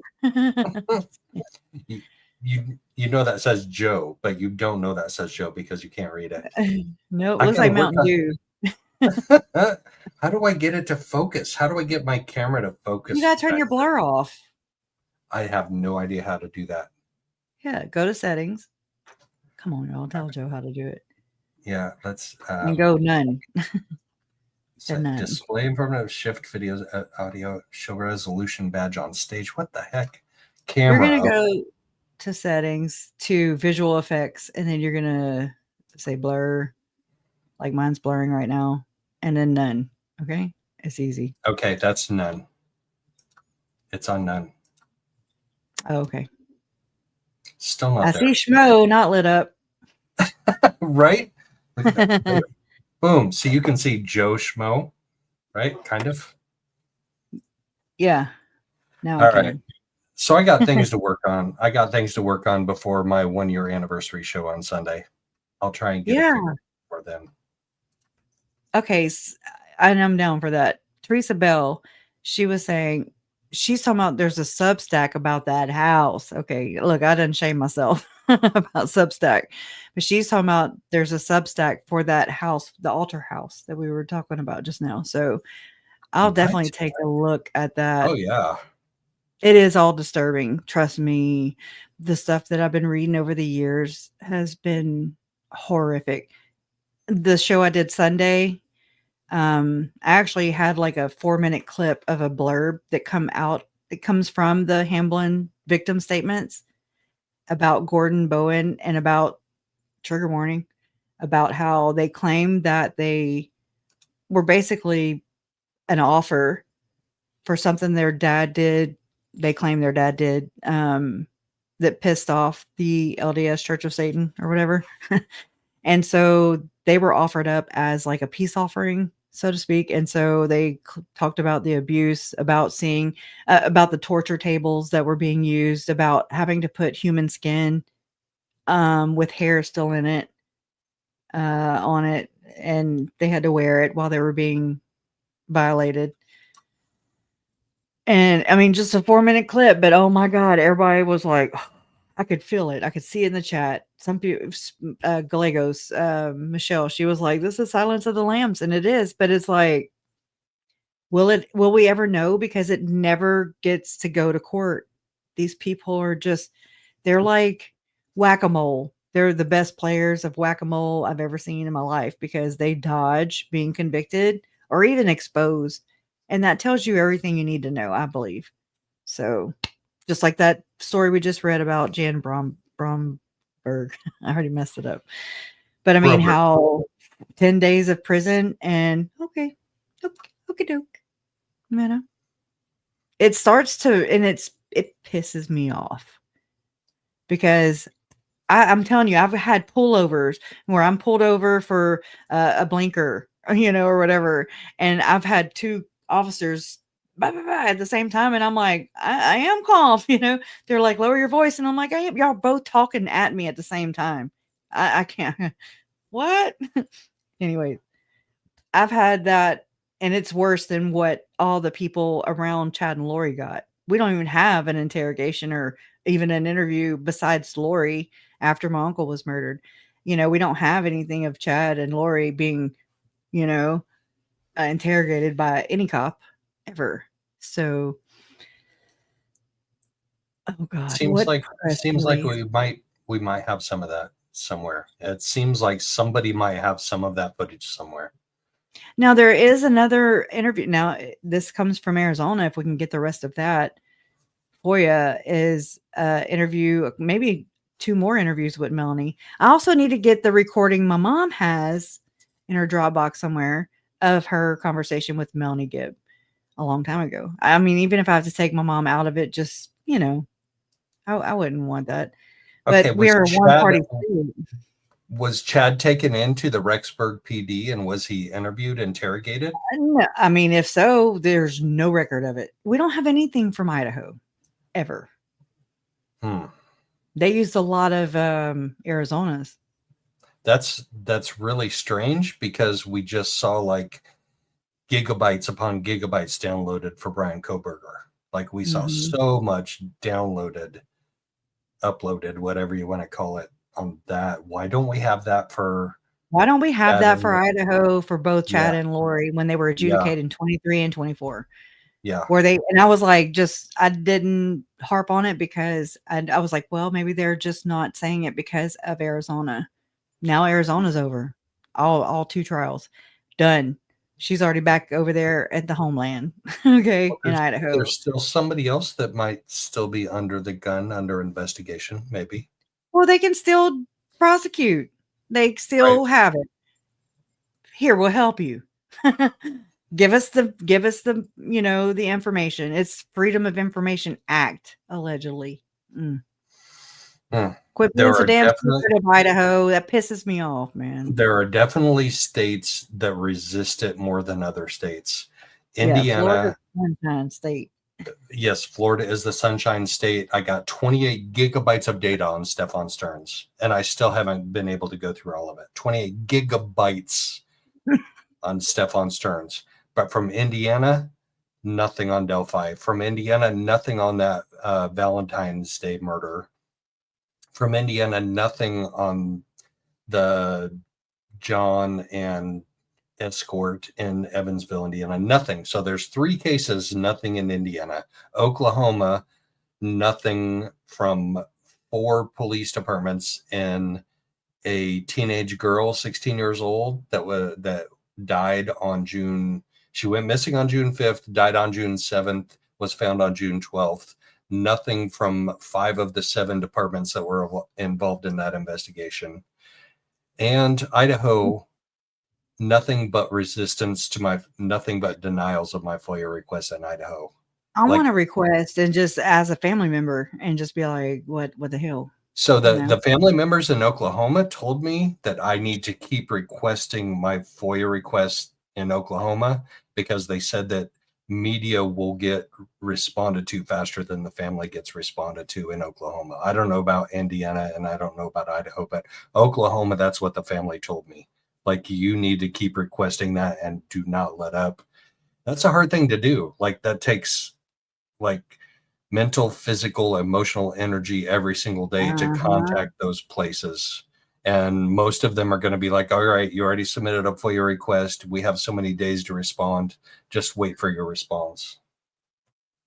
That sounds like it tracks, you know? And I mean, I've never thought like this before. I never was one to think political, but I wonder how many of the less open states are red states and blue states. Well, I'll tell you this, the victim in the Oklahoma case was a minority.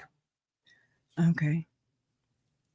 And same with the Native Americans. And her body lay, I don't know for sure if she was Native American, but she might have been, but her body laid out alongside the road for 5 days after her missing persons report went out. 5 days. And that's driving her family nuts right now. They have no answers from the local, county, or state at all in it. And it's tough for me because they're not putting pressure on me, but they're asking me to try and come up with the answers that they can't come up with. And it's tough. Wow. And the emotional pressure is tough. Yeah, look, so I was answering, Karen Lee Holland asked me if there were any LDS churches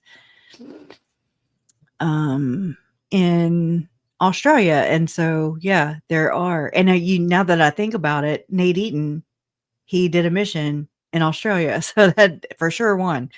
But yeah, there will be 7 Church of Jesus Christ of Latter-day Saint temples in Australia once the 2 recently announced temples, the Liverpool and South Brisbane temples, are completed, bringing the total from the current 5 to 7. The other 5 operating temples are located in Sydney, Adelaide, Melbourne, Perth, and the Brisbane, Australia temple. So yeah, y'all, Daisy Jade, you got some digging to do. Down under. Yes, you do. AR says Moscow, Idaho is the headquarters of Douglas Wilson, who was in the news recently. His church and congregation also has rampant, unchecked abuse that no one is ever held accountable for. Interesting. I'm going to take your comment and copy it, and I'm going to paste it so I can dig. I'm a digger from way back. There we go. Not a prior, but I'm a digger. There's no shortage of things to dig into either. There's no shortage. I need help for sure. Mm-hmm. Yep. I need help. Stay in it, like, AR. that's one thing you can do to help creators who are digging into things is, yes, dig and email it, or, I'm all about crediting somebody. Right. And don't just bring ideas like I heard this and I heard that. Like, try and bring some receipts. Like, that's what we need. That's what we operate on, is like stories, like whether it's news articles or whether it's property records or whatever it is. Yeah, to back your ass up, that way you're credible and what you're saying is credible. But I mean, I think our community appreciates the receipts. So therefore, I think they'd be bringers of receipts. Yep. Absolutely. I do. Yeah, it was always, my kid would never do that. That's the Provo way, a Provo push, huh? See, Robbie was raised where his mom, I want to say, was, look, Robbie, correct me, please, but of a different denomination. And I want to say she preached, okay? And so he was raised around Mormon kids who were vile to him. Vile. And he's not the only person I've heard of this happening to. Not Mormon, but yet just shit on by the Mormon kids. Look at Preston Lord. I wonder if he was LDS or if just any of the perpetrators, alleged perpetrators, are LDS or elite, you know, in that sense. Well known, plugged in, network, Christian church. Okay. Yep. I mean, that breaks my heart. You know, that just is so wrong. And it just goes to show you that that's that's an LDS dominated state, you know. I mean, pretty much you can see that. You can see that as a theocratic, sorry. Theocracy. Is that what you're Yeah. looking for? Yeah. Theocratic, theocracy. Yeah. I mean, it's But for people to be will claiming say, to oh, teach Christianity are not. yeah. No. Well, people will say, well, it's not the Mormon church that runs the state government. Okay, but the state government is comprised of like 90% Mormons. So you tell me if there's a bill that comes up on the floor that either favors or doesn't favor the church, they're going to vote one way or the other. I'll tell you how they're going to vote. Wow. Go ahead. Yeah, however they need to. Prop 8. You know, there's a Huntsman brother who is like, you know, I mean, now he's saying that, but whatever. However, people got to get out of it. I don't care as long as they get out of it. That's my thing. Just, I want people to be aware of what they're supporting, who they're supporting, and who they're enriching, you know, and gives power to, so that they can abuse people and themselves included. You know, whenever my friend Jen, you know, she had left whenever she found out about the Prop 8 stuff, and about how the church was saying that, you know, like to her kids, that they have to disown their parent or parents or whatever if they were homosexual. And so she left in like 2015 ish. And I was like, girl, you know, it's like the trash sometimes takes itself out for you, you know, and then not even really knowing what I know now. I mean, this was in my early research. And I mean, I'd already found out about the second anointing at that point. And I was like, if a church is going to withhold this information from its own members of just the regular church, of just anything, then I don't trust them anyways. I don't value what the hell they have to say. And it's just wrong. And the way the competition is in the church with the members, you know, and you heard it here first, you know, that it's just that kind of atmosphere. And I don't want nothing to do with it. It's a little bit like social media. You heard it here first. That's what I'm saying. I can't stand that. You know, you heard it here first. And I'm just like, why? That happened with baby Emmanuel. Did you see that? Where somebody was there on scene reporting and claimed that his body had been found. Yep. Like they reported that live, and it was not true. I think that they corrected themselves, but still, it's harm. It is. What if that's my only time running across that and just never seeing it again? You know, I'm just going to know that and repeat that. Bring the receipts first, people. Like, you just because it gives the rest of us a black eye, like a bad story, a bad rap. Yep. And they start referring to them as YouTubers. Them YouTubers. Exactly. And I have literally ran into that, and that was Vincent at Maricopa County Superior Court. So when I first started interacting with him, I was doing research into Lori's case, and I'm like, if you're a legitimate media organization, you can get documents from the court for free. And so I applied for that, and he's like, well, media organization are you with? And I'm like, I'm an independent media organization. Oh, he goes, you're one of those. I was like, well, what does it take to be a legitimate media person? And he goes, like, if you work for a newspaper, a big newspaper, or a big television company, was his answer at that time. And that was in December of last year. So then I went to Lori's trial in April for your Uncle Charles. And I went every day, and I went with the public every day with Trace on the case. She and I went every day to that trial in April. And then we came back for the trial in June. And I said, Vincent, I would like to sit with the media for this. And he goes, okay, you can do it for this trial. And it was just his like objective decision to let me do that.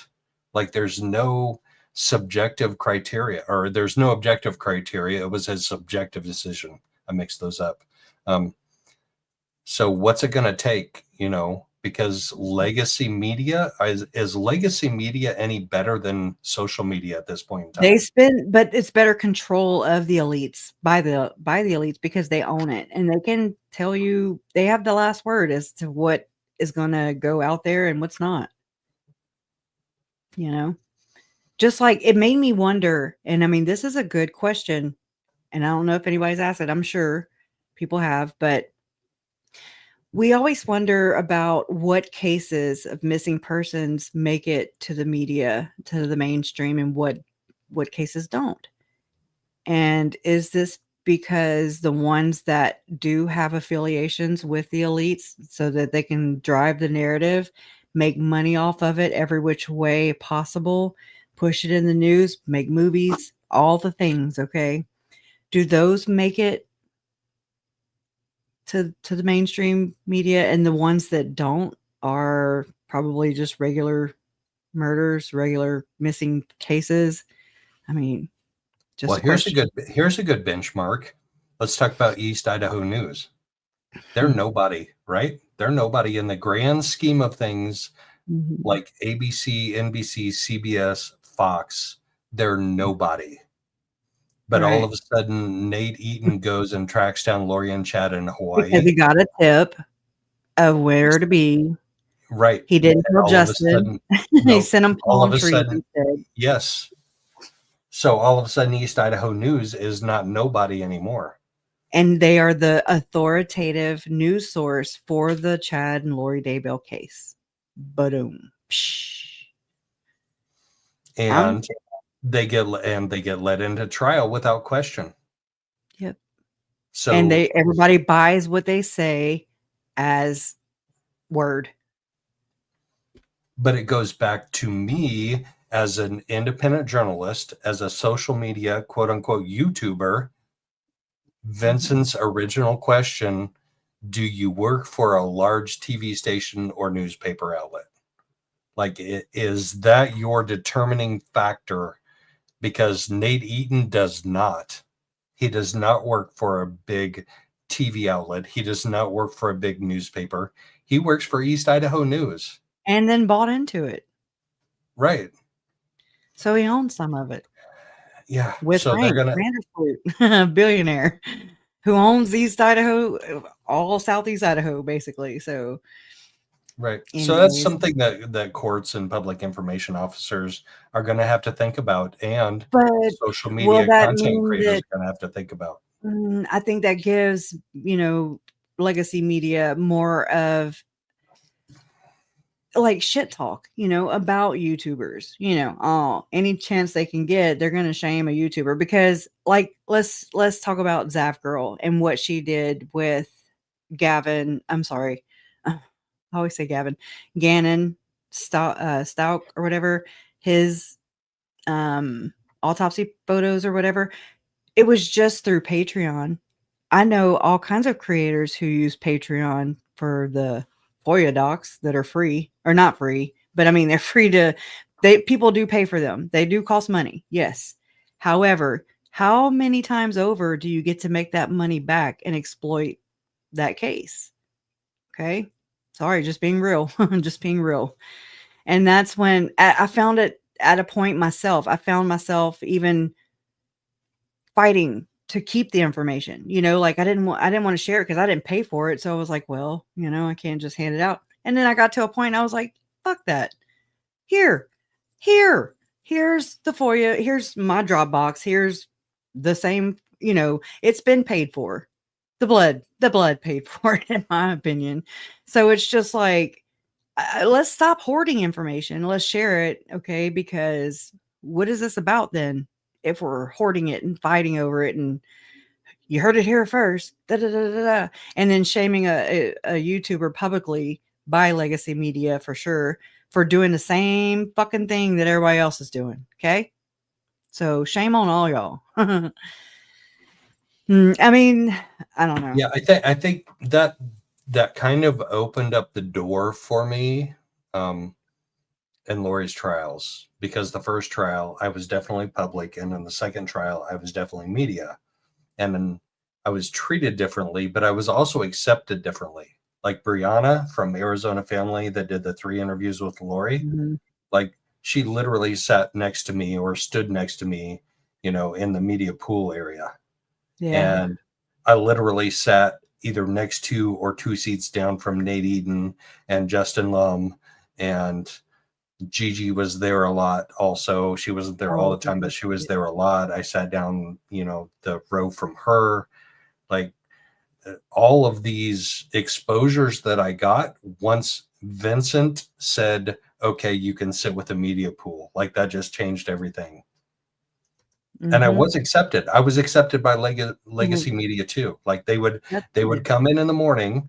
I had been there since 5 o'clock. They came in strolling in at like 8 or 8:15, like many hours later. But they would say hi to me, and I was like, that felt like I was accepted. But you just know you don't have to be. That we need people like you in there because to keep them in line, basically. But I think that's what keeps Nate in line to a certain extent, except for the Mormon stuff. Then that's where they rule and reign, in my opinion. What's funny about that, as you saying that about Nate, is he and I sat 2 seats apart for many days in both trials, especially the second trial. And I'm on Twitter and I'm like typing out like minute by minute, like word by word, as much as I can, what's going on in the trials. And he's doing the exact same thing on Twitter, like 2 seats away from me. And I guarantee you, if you go look at our 2 threads, they're probably a little bit different.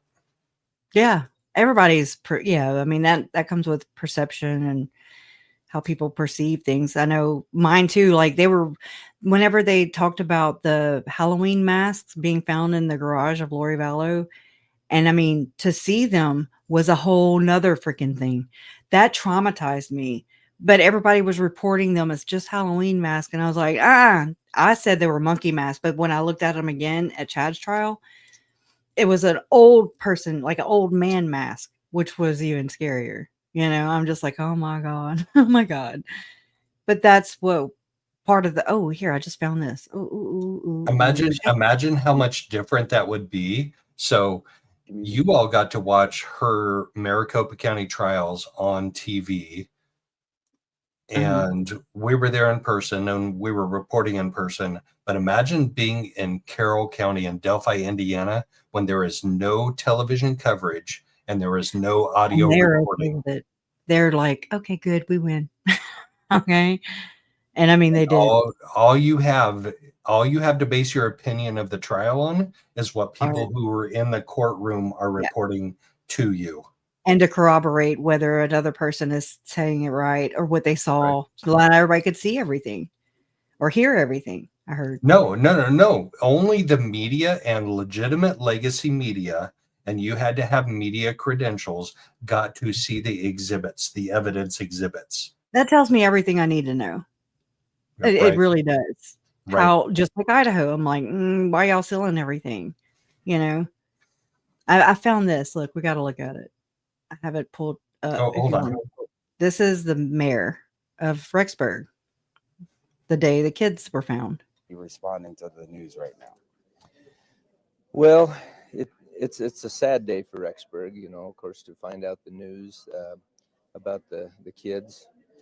But on the other hand, it's a good day in the sense that it's good to try to bring some closure to the family and to this story, you know, that's been dragged out for so long. And so we're glad to have that closure, but it is a very sad day for the people who knew those kids and, you know, that loved them and cared about them. So, you know, it's really, there's nothing to celebrate. Are you indicating that they found the kids? Oh. Are you indicating that they found the kids? Oh. Celebrate. Are you indicating that they found the kids? Oh. That is like the most literal oh shit moment that I've ever seen. Like, yeah. That was literally an oh shit moment. Glad I found it. Yeah. I mean, come on now. This is the same guy so they hadn't been identified yet, you know? And so this is the same guy that goes on speaking things with Jason Mel. So there you go. That's what it takes, though. I'm not saying he's psychopath, but I'm saying it happens just like that, where they're plugged in network officials, members of the government, you know, who are elected in or not, and speak for the people, by the people, all the things. But are they? They know way more than we give them credit for. It is rigged. I agree with everything you're damn saying, AR. I do. It's kind of scary how much I'm agreeing with it. But I'm like, well, they know. And I mean, I hate that. I hate that because it destroys trust. But it also, I'd rather be slapped in the face 50 times a day with the truth than to be lied to and base my reality on a delusion of everybody else, you know. Exactly. If you can challenge my cognitive dissonance, and I can say my mind is open to other possibilities than everything that I've ever thought to be true in my life, yeah, then you have done your job and I have done my job. Like that's how we should be in society. Like, yep. You don't have to be set in your beliefs to the extent that you will not listen to other people's facts or arguments. Mm-hmm. Exactly. And so you either have to, in order, like what Robbie's saying, I've learned that you have to basically sell your soul in order to be network plugged in, or you have to be like a Freemason or a Rotary Club member or whatever. Okay. In order to be successful, but you always owe that success to somebody else who could destroy you or that keeps that kind of material, who can blackmail you. So not everybody is horrible that is connected and plugged in, but can be compromised by certain information. Look at the Kentucky thing going on over there. I'm like, oh my God. Oh my God. Look at Delphi. Look at these things. I mean, this is Salt Lake City all day, every day. And I'm just like, that's a good way to look at it, you know, from afar. Look at something you're not familiar with, you know, and it's astounding, all of the similarities where I can go, oh, but look over here. It's corruption. And if y'all think corruption is a conspiracy theory, then you got some splaining to do. You know, you got some learning to do. And you have some cognitive dissonance to challenge. Yeah. That's what I want. Just challenge your cognitive dissonance. Like all of it is, like religion, politics. It's all us thinking that we know what the answers are. And when somebody else comes up with an answer that's different than our answer, then No, right. people will unsubscribe and then go run their mouth and say, "Oh my God, it's not a trusted source or whatever." And I'm like, who claimed things where you need to get things from a trusted source? Look at how our government acted during that whole shutdown thing we had in 2020. Trusted sources, but yet if you sign up for the jab, you get a chance to enter to win $1 million. And I'm like, what? That don't feel right. It don't sound right. That's weird. So, isn't saving your life and the life of those you love around you, isn't that enough incentive? Why are we you can enter to win $1 million? That's where they give themselves away. And I'm just like, oh my God. Right. Trust your gut. Trust your gut. Even until you can't, even until you confirm it or deny it, like trust your gut. Right. They tell you not verified to sources trust with receipts. Yeah, like with that's receipts. So Diamond Dave came in here late. Hey, Diamond Dave, I just want to say hi. He's like, sounds like politics. No, we're not talking about politics. Politicking. No, it was just politicking. It's just called, licking the bootstraps. And It's you called have to, like, I'm not political. I don't understand it. I never wanted to. I'm just like, okay. It's just weird. And then I've learned that it's really just created to cause division because they're all on the same team anyways. And allegedly. Do your own research, but definitely. But you have to talk about politics, especially with Tim Ballard and who he's in bed with. All right. And Got to look at that comment from Diamond Dave. He's coming in late with some hot stuff. I mean, you can. I believe this. But my mind is open. My mind is open. I don't blanket it over everything. I'm not that ignorant, I mean, just like with the church and the beliefs, and I don't believe a lot of the people. I believe that a lot of the members of the church are innocent bystanders in all this. They're the ones that do the bidding, for the church itself. I mean, I've seen it with my own two eyes with the people from Rexburg, Idaho, who rallied around my family in the most needy time, most vulnerable time of our lives, but I'm also not ignorant not ignorant enough to believe that there's no corruption, that people did not obtain job promotions or higher callings because of the deaths of my family and how it was treated. Just saying. And I have to compartmentalize myself, because these are the same people I have a lot of respect for, but I also know no man is above corruption. No man. And there's a lot of people trying to one up everybody. I don't know. I don't have all the answers. No, nobody does. And anybody that pretends to, I don't want to listen to you. Like you pretend to have all the answers. Yeah. But you pretend, Kresha, you pretend to have done a lot of research, or have you done a lot of research? No, That's I do. not pretending. And it's sickening what I've done. I've done it in I've said it the unhealthy way. I know I did, but I didn't know how else to cope. And so I started digging the day after I found out my uncle was murdered. I started pulling background checks, and I'm like, I didn't realize when I started researching was immediately after I found out he was murdered. Like, that was just my gut reaction to, my first instinct was just to not buy it for what was being told to my family, that my uncle was the aggressor, and I'm just like, that's not who he was, period. Right. So, And it's just like the email that I got today that like you just like click and then you click and then you click and then you click, and it's their organization and it's their programming that leads you down the rabbit holes. It's not your trying to find a conspiracy. It's their conspiracy.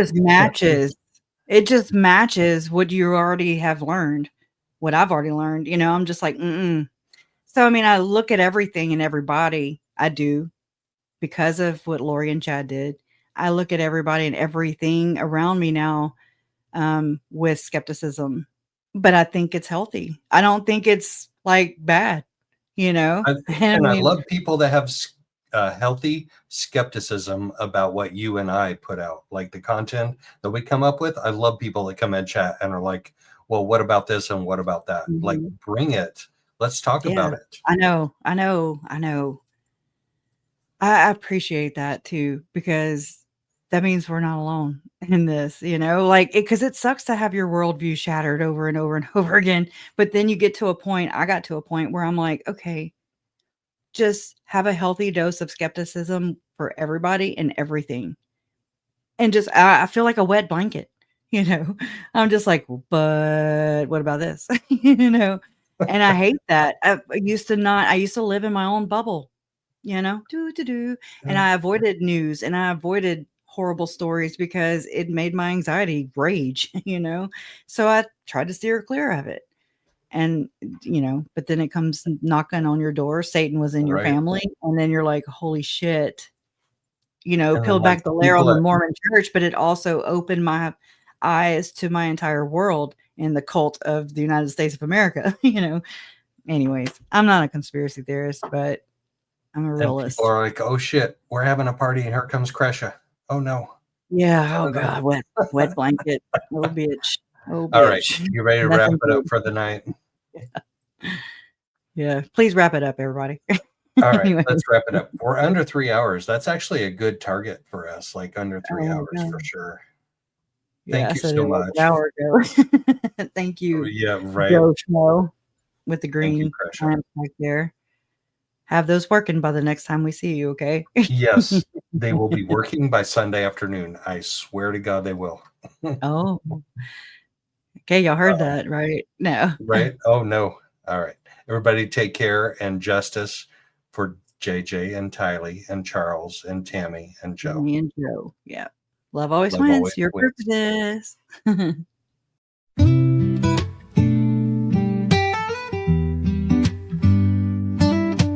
Good evening. Come and find you a seat. Grab yourself a cup of joe and put up your feet. Let's talk about the latest news and all about true crime. We can make a difference if we put in the time.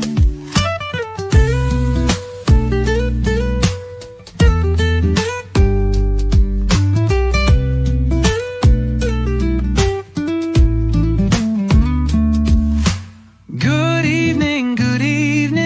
Come and find you a seat. Grab yourself a cup of joe and put up your feet. Let's talk about the latest news and all about true crime. We can make a difference if we put in the time.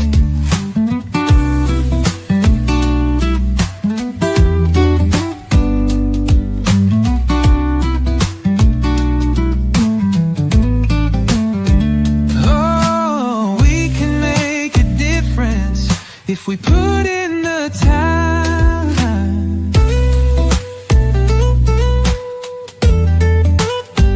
Yeah.